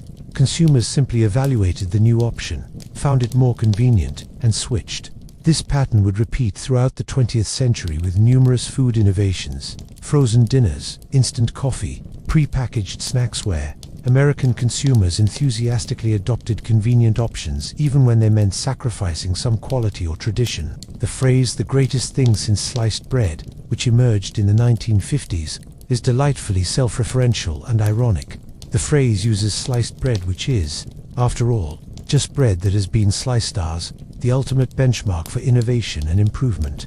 If something is the greatest thing since sliced bread, it must be pretty great indeed, because sliced bread sets such a high bar for life improvement. The irony is that sliced bread itself wasn't a revolutionary technological achievement on the level of, say, antibiotics, or jet engines, or nuclear power, all of which were developed in the same era. It was a modest convenience, automating a simple task. Yet the phrase acknowledges a truth. Sometimes modest conveniences that affect daily life matter more to people's experience than dramatic breakthroughs that operate behind the scenes. Most people interacted with sliced bread daily, but never personally benefited from nuclear physics. The phrase captures American pragmatism and focus on everyday life improvement over abstract achievement. However, sliced bread's triumph came with costs that became more apparent over time. The bread slicing machines and wrapping equipment required substantial capital investment, which favored large industrial bakeries over small, local bakeries that couldn't afford the machinery. This contributed to the consolidation of American bread production into fewer, larger companies. Small neighborhood bakeries that had been community fixtures began disappearing, unable to compete with the convenience and low prices of industrially produced sliced bread from large companies with economies of scale. The diversity of bread types declined as production standardized around soft white sandwich bread optimized for slicing machines. Regional bread traditions and ethnic bread varieties that didn't fit the sliced white bread template became harder to find. American bread culture became more homogeneous, losing some of its richness and variety. The quality of the bread itself also suffered in ways that weren't immediately obvious. To be suitable for mechanical slicing, bread needed to be soft and have a fine, uniform crumb. It couldn't be too crusty, which would crack and crumble under the slicer blades, or too irregular in texture, which would slice unevenly. This meant that breads needed to be made with specific formulations designed for sliceability rather than flavor or nutrition. The bread needed enough structural integrity to hold together when sliced, but enough softness to compress in the slicer without crumbling. Achieving this required specific ingredients: more sugar to tenderize, more fat to soften, dough conditioners to strengthen gluten structure, and various additives to extend shelf life and maintain softness. The resulting bread, while perfectly sliceable, was quite different from traditional breads in taste, texture, and nutrition. It was softer, sweeter, blander, and had a fine, almost cake-like texture, rather than the varied, irregular crumb of artisan breads. Many people found this bread delicious, or at least acceptable. Generations of Americans grew up on this bread and developed taste preferences around it. But others lamented what had been lost: the variety of textures and flavors in traditional breads, the crusty exteriors and chewy interiors, the subtle complexity of flavor from longer fermentation. Nutritionally, industrially produced sliced white bread was problematic. It was made from highly refined flour, with most nutrients removed, then enriched with a limited selection of vitamins and minerals added back. While enrichment prevented outright deficiency diseases, it didn't fully replace everything removed in refining. The bread was low in fiber, had a high glycemic index, meaning it raised blood sugar quickly, and provided relatively little nutrition per calorie. For Americans eating multiple slices daily as the foundation of sandwiches and toast, this meant a diet potentially lacking in important nutrients despite adequate calories. Public health researchers began noticing correlations between refined bread consumption and various health issues, though distinguishing bread's effects from other dietary and lifestyle factors was challenging. Yet despite these limitations, sliced white bread remained dominant in America for decades. Wonder Bread and similar products became so synonymous with bread in American culture that many Americans reaching adulthood in the 1950s and 1960s had never tasted traditional bread and didn't realize bread could be different. When whole wheat bread began gaining popularity in the 1960s and 1970s among health-conscious consumers, it typically came pre-sliced as well. The expectation that bread should be sliced before purchase had become so ingrained that even alternative breads conformed to it. The slicing innovation had succeeded so completely that it had changed what Americans expected bread to be. The dominance of sliced white bread began eroding in the 1980s and accelerated in the 1990s and 2000s with the artisan bread movement, which explicitly rejected industrial bread in favor of traditional methods, varied grains, longer fermentation, and rustic, crusty loaves that often came Bakeries like La Brie Bakery in Los Angeles and numerous others across America began producing and popularizing breads that deliberately looked and tasted nothing like Wonder Bread. These artisan breads commanded premium prices, attracting consumers willing to pay more for what they perceived as authentic high-quality bread. Whole grain breads, sourdoughs, baguettes, ciabatta, focaccia, and numerous other varieties became available in supermarkets and specialty bakeries. American bread culture diversified after decades of sliced white bread hegemony. Yet sliced white bread never disappeared. It remains enormously popular, produced in vast quantities, consumed daily by millions of Americans. For many families, especially those with children or on tight budgets, sliced white sandwich bread remains the practical choice. It's cheap, familiar, convenient, and kids will actually eat it without complaint. The resistance that soft white bread once represented modernity, progress, American innovation has faded, but its practical advantages remain relevant. A loaf of sliced white bread costs a fraction of what artisan breads cost, keeps longer, and works perfectly for the sandwiches that remain central to American lunch culture. Roeder's invention thus stands as a paradoxical achievement, a simple innovation that succeeded beyond anyone's expectations, transforming an entire food category, yet an innovation whose very success contributed to the decline of bread quality and diversity in ways that took decades to recognize and begin correcting. Sliced bread solved real problems and provided real convenience, but it also enabled an accelerated industrialization of bread production, with all the consequences that entailed. The phrase, "the greatest thing since sliced bread," testifies to the innovation's impact, while also perhaps unintentionally capturing its limitations. That something so simple could become the standard for greatness suggests either that our standards were too low, or that we valued convenience too highly.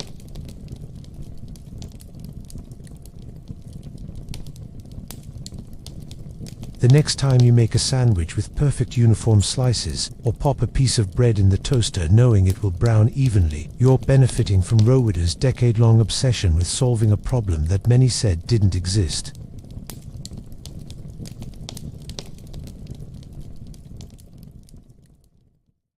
Segment 13. The Wartime Slice Ban. In January 1943, in the midst of World War II, the United States government made a decision that would provoke one of the most intense and immediate public backlashes of the entire war effort. They banned sliced bread.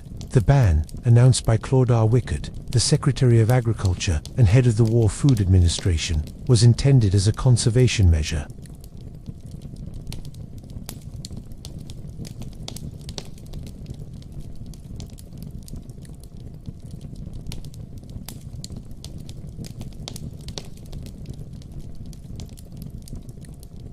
The wax paper used to wrap sliced loaves consumed materials needed for military applications. Moreover, officials argued that sliced bread went stale faster than whole loaves, leading to more food waste, which was problematic when food conservation was a patriotic duty. By banning sliced bread, the government calculated it could redirect valuable materials to essential war production, while also reducing waste. It was a reasonable bureaucratic decision based on resource efficiency, calculations, and the principle that all Americans should make sacrifices, however small, for the war effort. What the officials failed to appreciate was how completely sliced bread had become embedded in American daily life in the mere 15 years since its introduction. Sliced bread was not a luxury or convenience that Americans might reluctantly forego for the duration of the war. It had become the default, the standard, the expected form of bread. An entire generation had grown up, never having to slice their own bread. Young housewives had learned to cook and keep house in an era when all bread came pre-sliced. Kitchens were designed and equipped, assuming sliced bread. Many newer homes didn't even have proper bread boxes for storing whole loaves, and bread knives were becoming rare in households that had relied on sliced bread for over a decade. The muscle memory, the habits, the entire structure of American breakfast and lunch preparation assumed pre-sliced bread.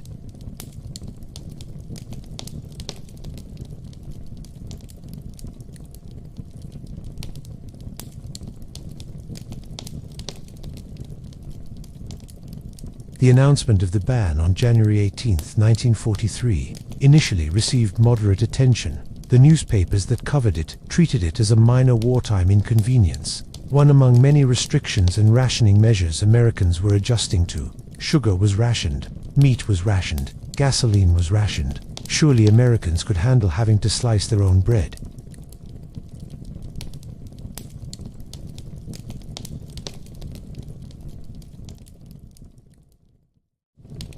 Letters flooded into newspaper editors, congressmen's offices, and the War Food Administration itself. The complaints were passionate, detailed, and remarkably consistent in their themes.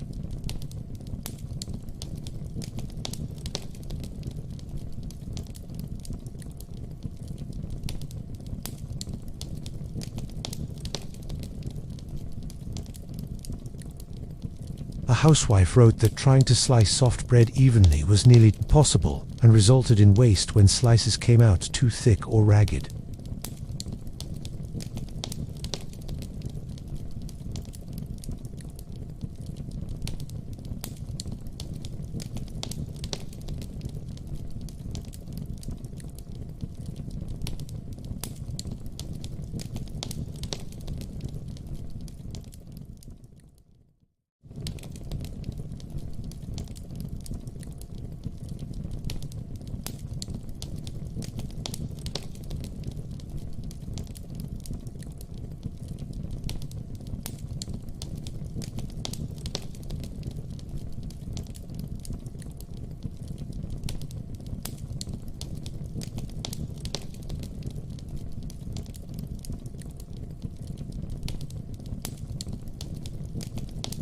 But the sliced bread ban seemed different. It seemed petty, pointless, unconnected to any clear war need.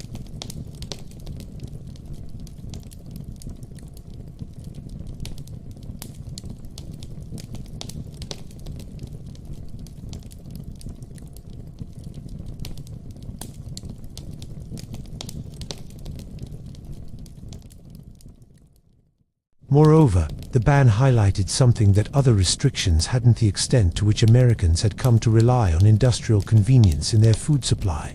Other rationing measures limited quantities of familiar products, but didn't change their basic form. Rationed meat was still cut and packaged meat, just smaller amounts. But the bread ban actually changed the product itself, forcing consumers to take on work that had been industrialized and outsourced.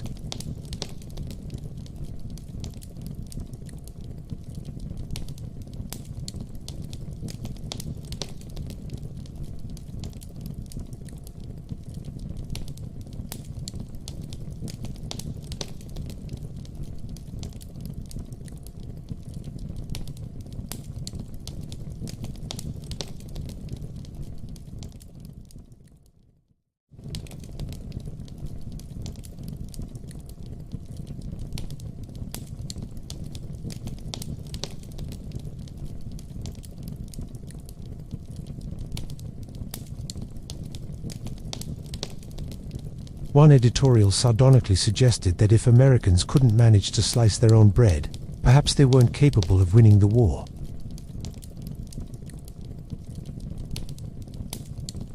Political cartoonists had a field day, drawing images of hapless housewives struggling with enormous bread knives, or producing comically uneven slices.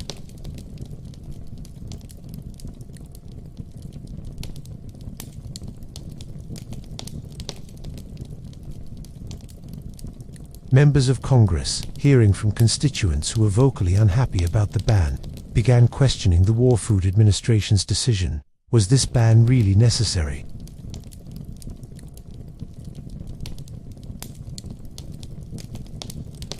Congressional hearings were held where officials from the War Food Administration tried to justify the ban with statistics on resource savings.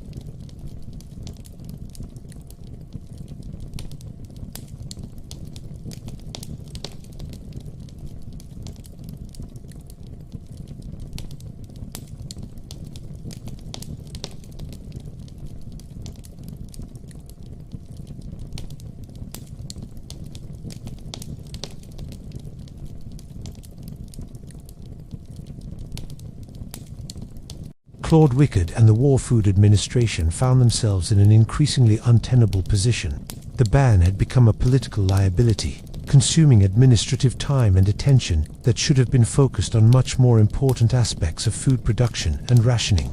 The public relations disaster overshadowed whatever material savings the ban might have achieved. After less than 3 months, a remarkably short time for a government policy to be reversed, especially during wartime when authorities generally had broad latitude to impose restrictions, the ban was lifted on March 8, 1943. Wickard announced the reversal with language that attempted to save face, suggesting that the ban had accomplished its purpose by raising awareness of conservation needs, and that sliced bread could return because improvements in bread wrapping technology had reduced waste. In reality, the ban was lifted because it had become politically unsustainable. Americans had effectively staged a rebellion, not a violent uprising, but a sustained campaign of letters, complaints, and political pressure that forced the government to back down. The sliced bread ban represents one of the very few times during World War II that a wartime restriction was reversed due, specifically to public pressure rather than changed circumstances. Almost every other restriction, rationing measure, and sacrifice remained in place for the duration of the war, regardless of public unhappiness. The fact that the sliced bread ban was lifted after just 2 months reveals how completely untenable it had become.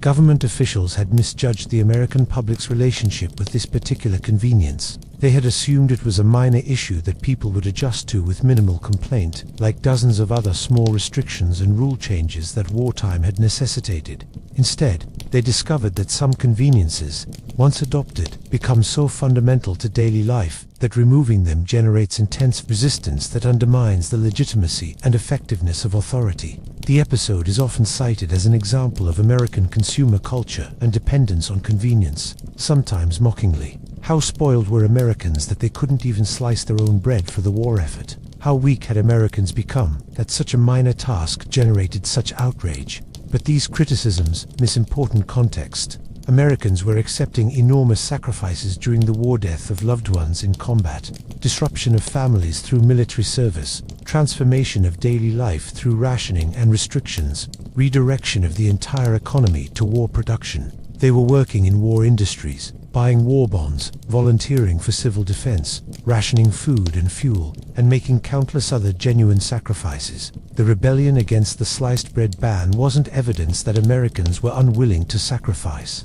Rather, it was evidence that they wanted sacrifices to make sense, to have clear connections to winning the war, and to be equitably distributed rather than arbitrary. The bread ban seemed to fail. All these tests, it wasn't clearly necessary. Its connection to war needs was abstract and unconvincing, and it imposed practical burdens, while wealthy people and officials seemed unaffected. The incident also reveals something about the pace and irreversibility of technological adoption. Once a technology becomes standard, removing it is extraordinarily difficult, even temporarily. Sliced bread had been available for only 15 years, yet in that short time it had so completely transformed American bread consumption that reversing the innovation, even briefly for compelling reasons, proved impossible. This pattern would repeat with other technologies. Try taking away people's smartphones, internet access, or air conditioning after they've grown accustomed to them, even for good reasons. Once conveniences become normal, they become necessities, and people organize their lives around them in ways that make removal extremely disruptive. The sliced bread ban is an early, clear example of this dynamic. A convenience that had been a novelty in 1928 had become non-negotiable by 1943. There's something both troubling and reassuring about the sliced bread ban episode. Troubling because it suggests Americans valued convenience over wartime sacrifice, that they couldn't handle even minor inconveniences, that consumer culture had softened American character. But reassuring because it shows limits to government power, shows that even in wartime, when authority is at its peak, citizens can effectively resist measures they view as unjust or unnecessary. The ban was reversed, not through violence or dramatic protest, but through democratic channels, letters to newspapers and congressmen, public opinion pressure, political responses by elected representatives. The system worked. In a sense, the government tried an overreach. Citizens objected, representatives heard those objections, and the policy was reversed. That's democracy functioning, even if the issue seems trivial compared to the life and death stakes of global war. The sliced bread ban also generated one of the war's most memorable unintended consequences. It massively reinforced sliced bread's status as an American icon. The brief period when it was banned and the intense reaction to that ban made clear just how important sliced bread had become. The phrase, "the greatest thing since sliced bread," which had already been in informal use, gained new resonance and life from the controversy. If sliced bread was so important that banning it for 2 months during wartime generated nationwide outrage and forced a government reversal, then clearly sliced bread represented something significant about American life and values. The ban, paradoxically, strengthened sliced bread's iconic status rather than diminishing it. When historians later analyzed World War II homefront experiences, the sliced bread ban became a standard anecdote, illustrative of daily life disruptions and the relationship between government and citizens during wartime. It appears in historical accounts, memoirs, and cultural histories as a memorable detail that humanizes the abstract accounts of wartime sacrifice and makes the era feel real and relatable. Modern Americans reading about ration books and victory gardens might struggle to fully comprehend those experiences, but the image of frustrated housewives trying unsuccessfully to slice bread evenly resonates immediately. The incident serves as a useful reminder that history is not only made by generals and politicians, but also by ordinary people living their daily lives, and that sometimes the small disruptions and annoyances are remembered as vividly as the great events. In the end, the wartime sliced bread ban stands as a peculiar footnote in both bread history and World War II history, a moment when government overreach met immovable consumer expectation, when the inexorable march toward convenience and industrialization proved stronger than wartime authority, and when Americans decided that yes, they would sacrifice for the war effort, but no, they would not go back to slicing their own bread. The government's retreat after just 2 months vindicated the objectors and confirmed that sliced bread had crossed a threshold from convenience to necessity, from innovation to institution. Rowede's invention, barely 15 years old, had become so deeply embedded in American life that removing it, even temporarily for a world war, was simply impossible. That's the power of bread, and of convenience. Once adopted, once accepted into daily life, they become nearly impossible to relinquish. The sliced bread ban proved it, and Americans have been eating sliced bread ever since, taking for granted an innovation that once was revolutionary enough to be worth fighting for, even in the midst of the greatest war the world had ever seen. Segment 14. The Chorleywood Process. In 1961, at the British Baking Industries Research Association in Chorleywood, England, a team of scientists and baking technologists developed a process that would revolutionize commercial bread production worldwide, to ruin it forever, depending on whom you ask. The Chorleywood Bread Process (CBP), named after the town where it was developed, made it possible to produce bread in less than 2 hours from mixing flour to packaged loaf, compared to the traditional 3 to 4 hours or longer required for conventional bread making. This dramatic time reduction was achieved through a combination of high-speed mixing, mechanical dough development, the use of chemical additives and improvers, and precise temperature control. The process eliminated the need for long fermentation periods, traditionally required to develop flavor and texture in bread dough. It allowed bakers to use lower protein, cheaper flour that would have been unsuitable for traditional bread making. It produced bread that was consistently soft, with a fine uniform crumb and extended shelf life. From a business and efficiency standpoint, the Chorleywood process was a triumph. It reduced costs, increased production capacity, improved consistency, and made bread more affordable and widely available than ever before. From a culinary and nutritional standpoint, critics argued, it sacrificed everything that made bread good: flavor, texture, digestibility, and nutritional value, in pursuit of efficiency and profit. Traditional bread making was a slow process governed by biological timescales rather than industrial efficiency. Yeast needed time to multiply, consume sugars, and produce the carbon dioxide that leavened bread. During this fermentation, complex flavor compounds developed as yeast and bacteria broke down starches and proteins. Gluten proteins needed time to hydrate and align properly, creating the network structure that gave bread its texture.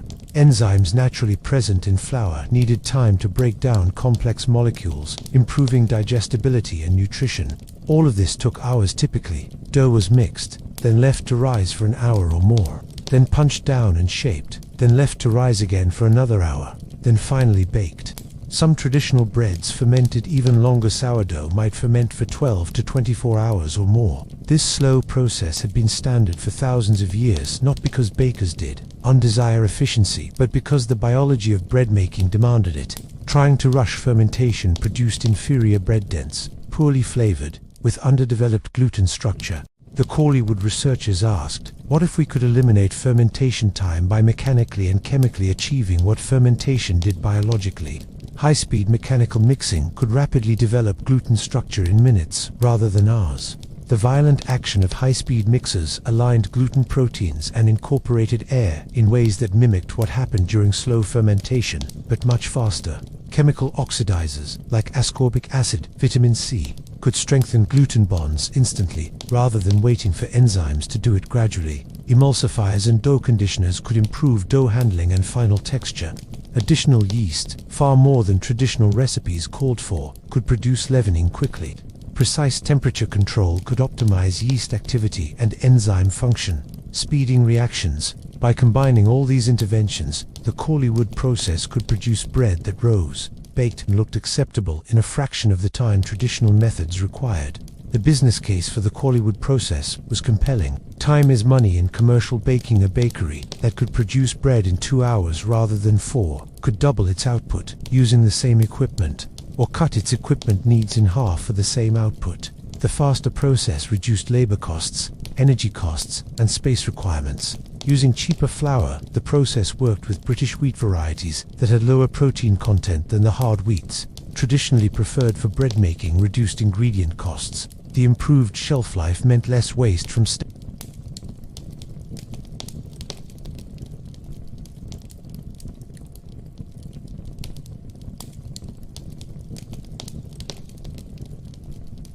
The British government, interested in promoting industrial efficiency and making bread more affordable, supported the development and adoption of the process. The adoption was swift and extensive. Within a decade, most large British bakeries had converted to the Chorleywood process. By the 1970s and 1980s, the process had spread internationally. Bakeries in Australia, New Zealand, India, and other countries adopted it, or variations of it. The appeal was universal. Wherever industrial bakeries operated, faster production, lower costs, consistent results. Today, estimates suggest that over 80% of bread produced in the UK uses the Chorleywood process or its derivatives. The dominance is similarly high in other countries where the process is widely used. The bread that most British people eat daily, that children grow up on, that defines normal bread for millions, is Chorleywood process bread.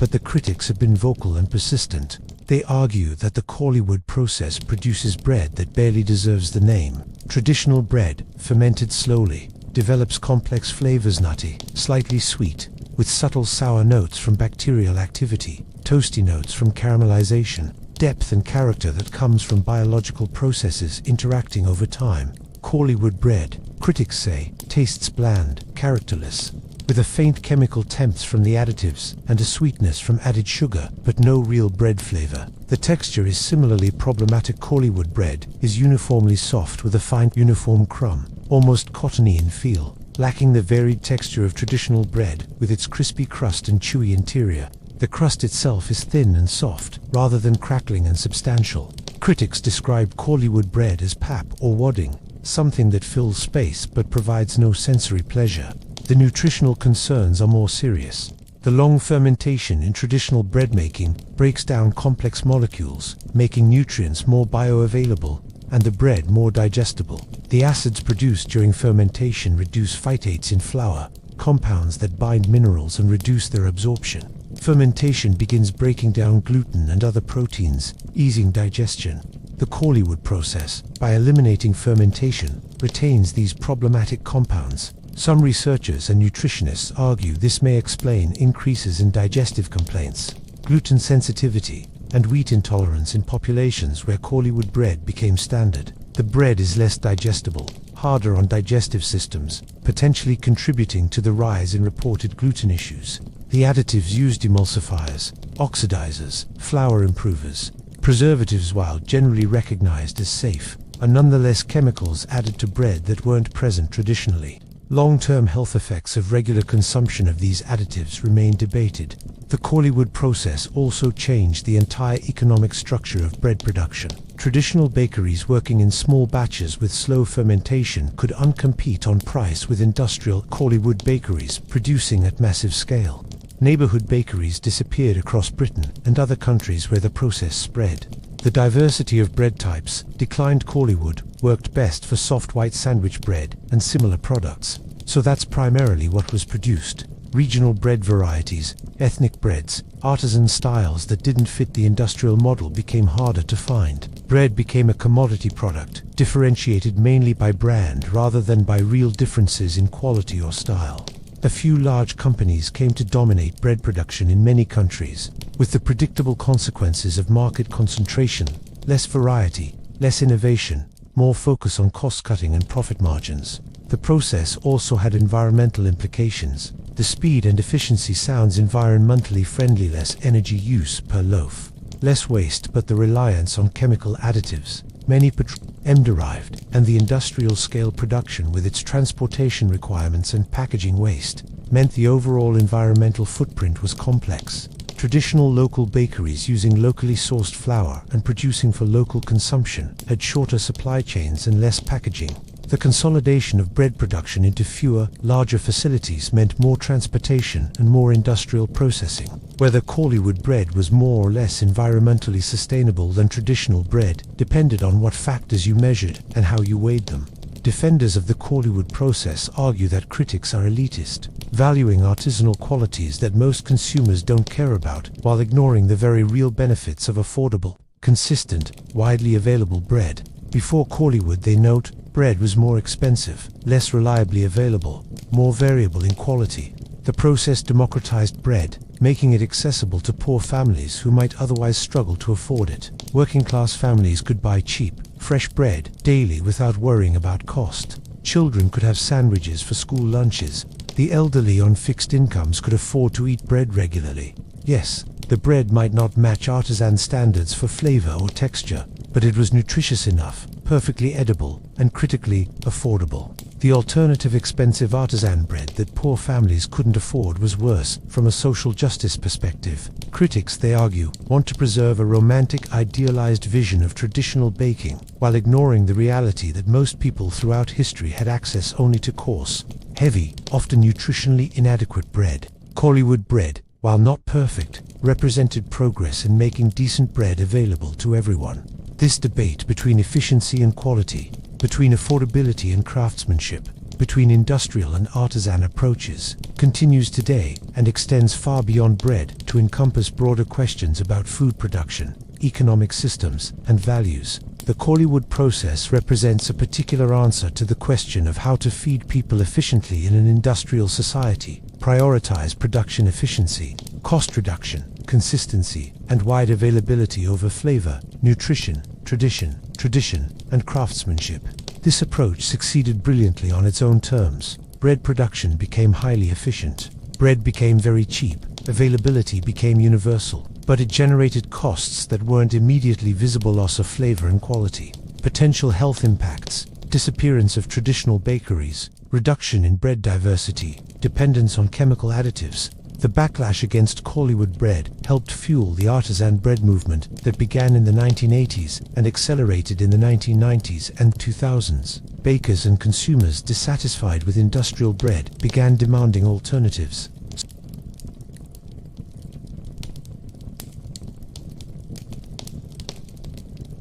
These bakeries produced bread that was dramatically different: chewy, crusty, flavorful, made with minimal ingredients, flour, water, salt, yeast, or sourdough culture.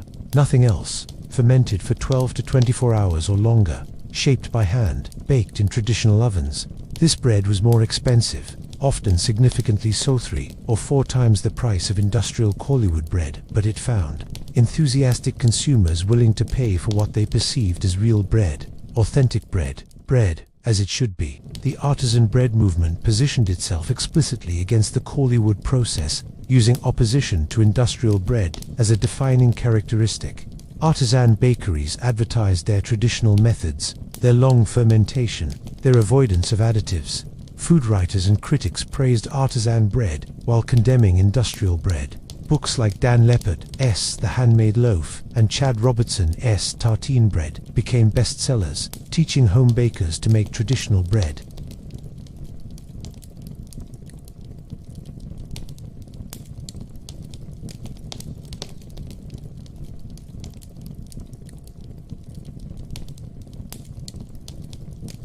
Eating Chorleywood bread, conversely, became associated with acceptance of industrial food culture, willingness to sacrifice quality for convenience, lack of discernment about food. This polarization oversimplified a complex reality. Most people, even those who appreciated artisan bread, still bought industrial bread for everyday use because of cost and convenience. Artisan bread, while delicious, was expensive and often less convenient. It went stale faster, had irregular shapes that didn't fit in standard toasters, and was less widely available. Many consumers adopted a both and approached buying industrial bread for sandwiches and toast, treating themselves to artisan bread for special occasions or weekend dinners. The market stratified, with industrial bread maintaining dominant market share, while artisan bread carved out a premium niche.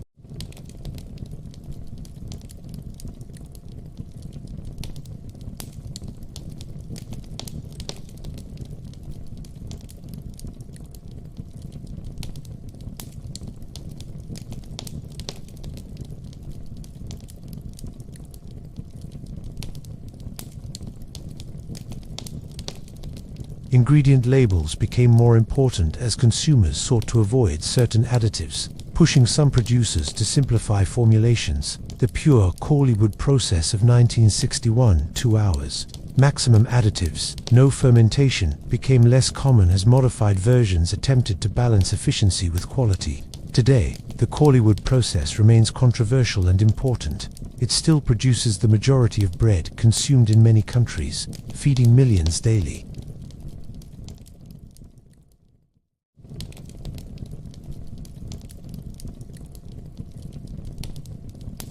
Whether this trade-off was worthwhile depends on your perspective, your values, your economic situation, and your priorities.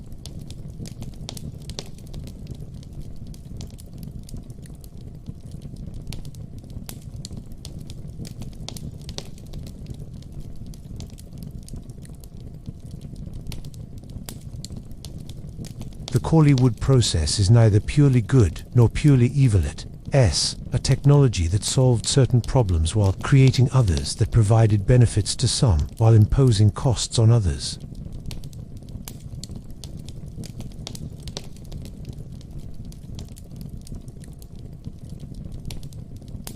The debate continues, as it should, because the questions the Chorleywood process raises: how should we make bread? What should we prioritize in food production? Who benefits and who loses from different production systems? Are questions every society must continually ask and answer.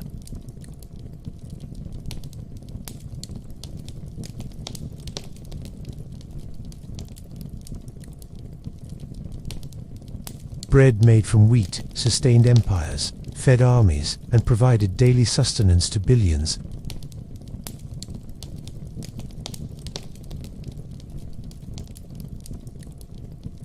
Gluten's elastic, stretchy properties trapped the carbon dioxide produced by yeast, allowing dough to rise and creating the characteristic texture of leavened bread. Without gluten, there would be no light, airy bread, no crusty baguettes, no chewy pizza dough, no tender cakes and pastries. Gluten was bread's essential ingredient, the molecular foundation of wheat's 10,000-year reign as civilization's primary grain.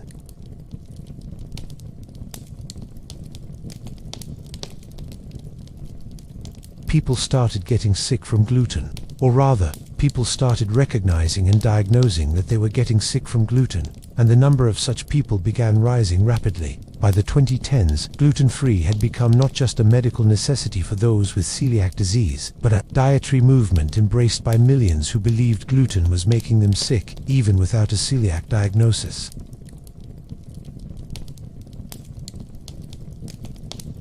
Celiac disease, the most serious form of gluten intolerance, had been recognized since ancient times, though not understood. Greek physician Aretaeus of Cappadocia described the celiac affection in the 1st century CIA condition causing chronic diarrhea, weight loss, and malnutrition, but the cause remained mysterious until the mid-20th century. During World War II, Dutch physician Willem Carel Dick noticed that children with celiac disease improved when bread was scarce during wartime food shortages, but deteriorated when bread became available again after the war.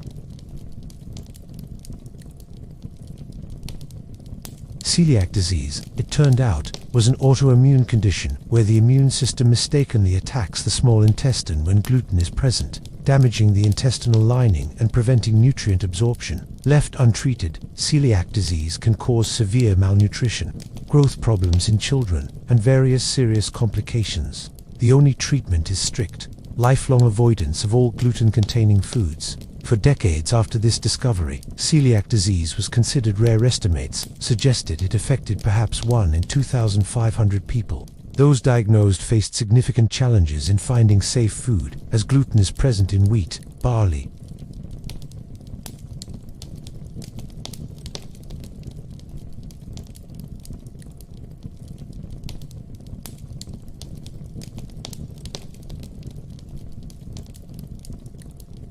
First, improved diagnostic tests made celiac disease easier to detect. Blood tests for specific antibodies could identify celiac with reasonable reliability, and intestinal biopsies could confirm diagnosis.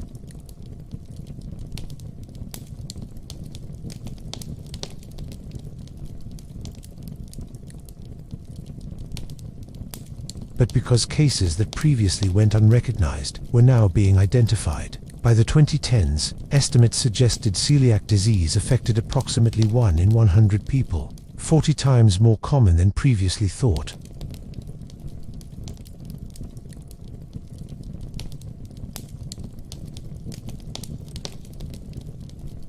But the celiac story was just the beginning. Even more people estimates vary widely, but possibly 5 to 10% of the population began reporting gluten-related problems without having celiac disease. They experienced digestive symptoms, fatigue, brain fog, headaches, and various other issues after eating gluten, symptoms that improved on gluten-free diets.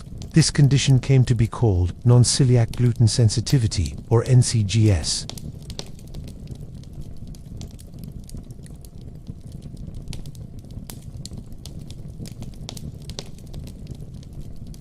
Diagnosis was based on symptom reporting and response to gluten elimination. This lack of objective measures made NCGS controversial. Some doctors dismissed it as imaginary, psychosomatic, or simply misattributed symptoms from other causes. Others recognized it as real based on their patients' experiences, even if the underlying mechanism remained unclear.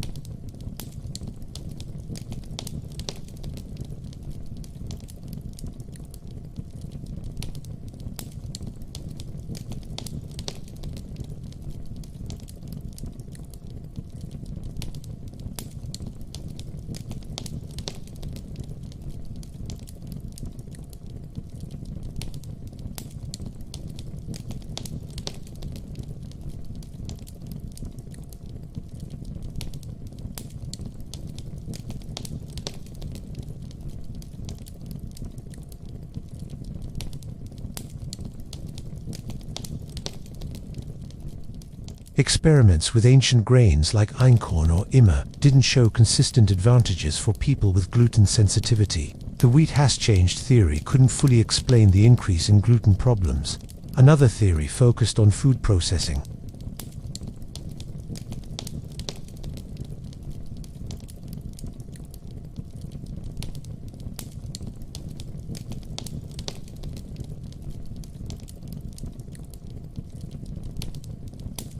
Industrial bread, with its minimal fermentation, retained intact gluten that might be harder to digest.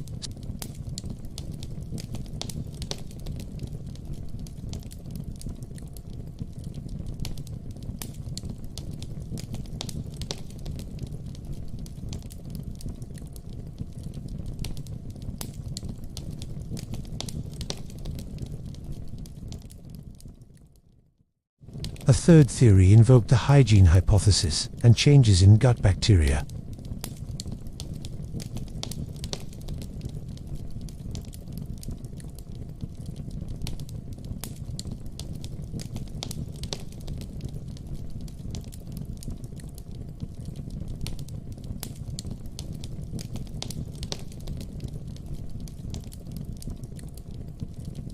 And prevent inappropriate immune reactions, while a disturbed microbiome might fail at these tasks.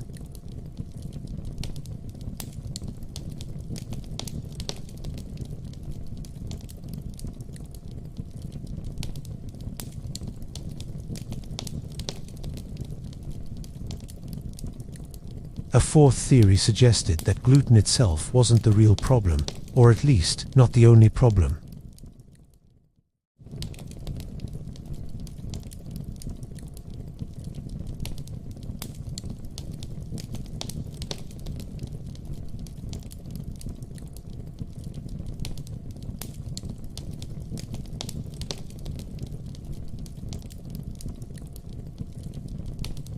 Studies showed that low FODMAP diets helped many people with irritable bowel syndrome, and wheat is high in FODMAPs.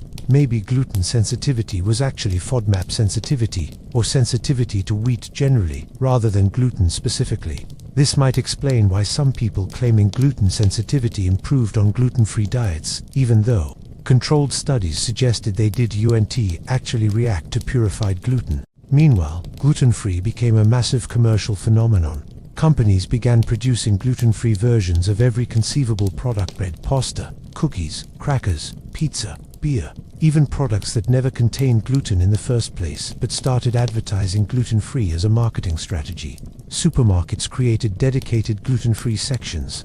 Restaurants added gluten-free menus. Celebrities endorsed gluten-free diets.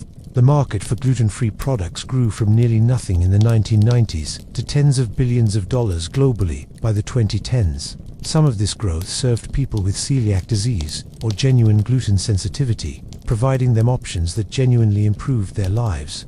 But much of it served a broader population who adopted gluten-free diets, believing they were healthier, would help with weight loss, would increase energy, or would prevent various health problems, even without any diagnosis of gluten-related conditions. The scientific evidence for gluten-free diets among people without celiac disease or diagnosed gluten sensitivity remained weak. Studies repeatedly showed that most people who believed they had gluten sensitivity didn't react to gluten in blinded controlled trials. Many people who improved on gluten-free diets appeared to be experiencing placebo effects, or were improving for other reasons, eliminating processed foods, eating more vegetables and whole foods, losing weight from diet changes, or simply paying more attention to their diets. Yet their subjective experience of feeling better was real, even if the mechanism wasn't what they thought.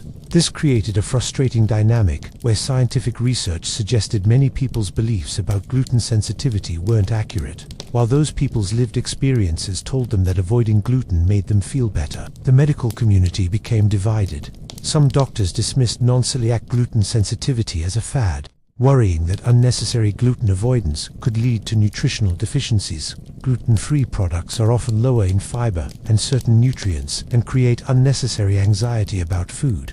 They worried that the gluten-free trend trivialized celiac disease, a serious autoimmune condition.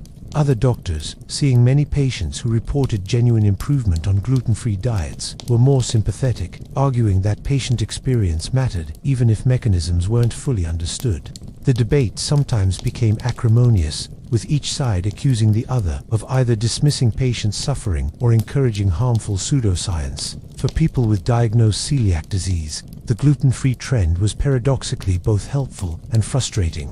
Helpful because the proliferation of gluten-free products made their lives dramatically easier. Finding safe food went from extremely difficult to merely somewhat inconvenient. Restaurants became more aware of celiac disease, and many made genuine efforts to accommodate gluten-free diners. The commercial gluten-free market, whatever its motivations, solved real problems for celiac patients. But frustrating because the casual use of gluten-free by people without celiac, people who might occasionally cheat or not be strict about cross-contamination, undermined the seriousness of celiac disease. Restaurant staff who saw customers order gluten-free meals, then eat regular bread from the table, might conclude that gluten-free was just a preference, not a medical necessity, and might not take proper precautions to prevent cross-contamination that could sicken celiac patients. The gluten paradox reflects broader anxieties about modern food and health. Industrial food production changed wheat and bread in numerous ways. New wheat varieties, new processing methods, increased consumption, reduced diversity. At the same time, diagnostic capabilities improved, awareness increased, and people became more attuned to potential food health connections. These changes occurred simultaneously with rising rates of autoimmune diseases, digestive disorders, and various chronic health problems. Causation is difficult to establish. Did industrial bread cause problems? Or did better diagnosis just reveal problems that always existed? Did modern wheat change? Or did modern people change? Are rising gluten problems real increases in disease prevalence? Or artifacts of changed diagnosis, changed awareness, and cultural factors? The truth probably involves all these factors interacting in complex ways. Some people genuinely have celiac disease or non-celiac gluten sensitivity and benefit enormously from gluten-free diets. Others have other digestive issues that happen to improve when they eliminate wheat for other reasons: FODMAPs, processing methods, overall diet improvement. Still others experience placebo effects or misattribute improvements to gluten avoidance when other factors are responsible. All these groups coexist within the broad phenomenon of gluten-free diets and gluten-free trends. Untangling which explanation applies to which people is difficult, made harder by the fact that some people likely fit multiple categories simultaneously. What's undeniable is that humanity's relationship with wheat and bread has become more complicated and more fraught than at any time in history. For most of human civilization, bread was simply weighted. It sustained you. End of story. Now bread and gluten come laden with medical concerns, dietary theories, cultural anxieties, and complex decisions. Walking into a bakery or supermarket requires navigating choices and concerns that would have been incomprehensible to previous generations. Is this bread made with modern or ancient wheat? Was it industrially or traditionally produced? Does it contain gluten? And if so, is that a problem? Should I be eating bread at all?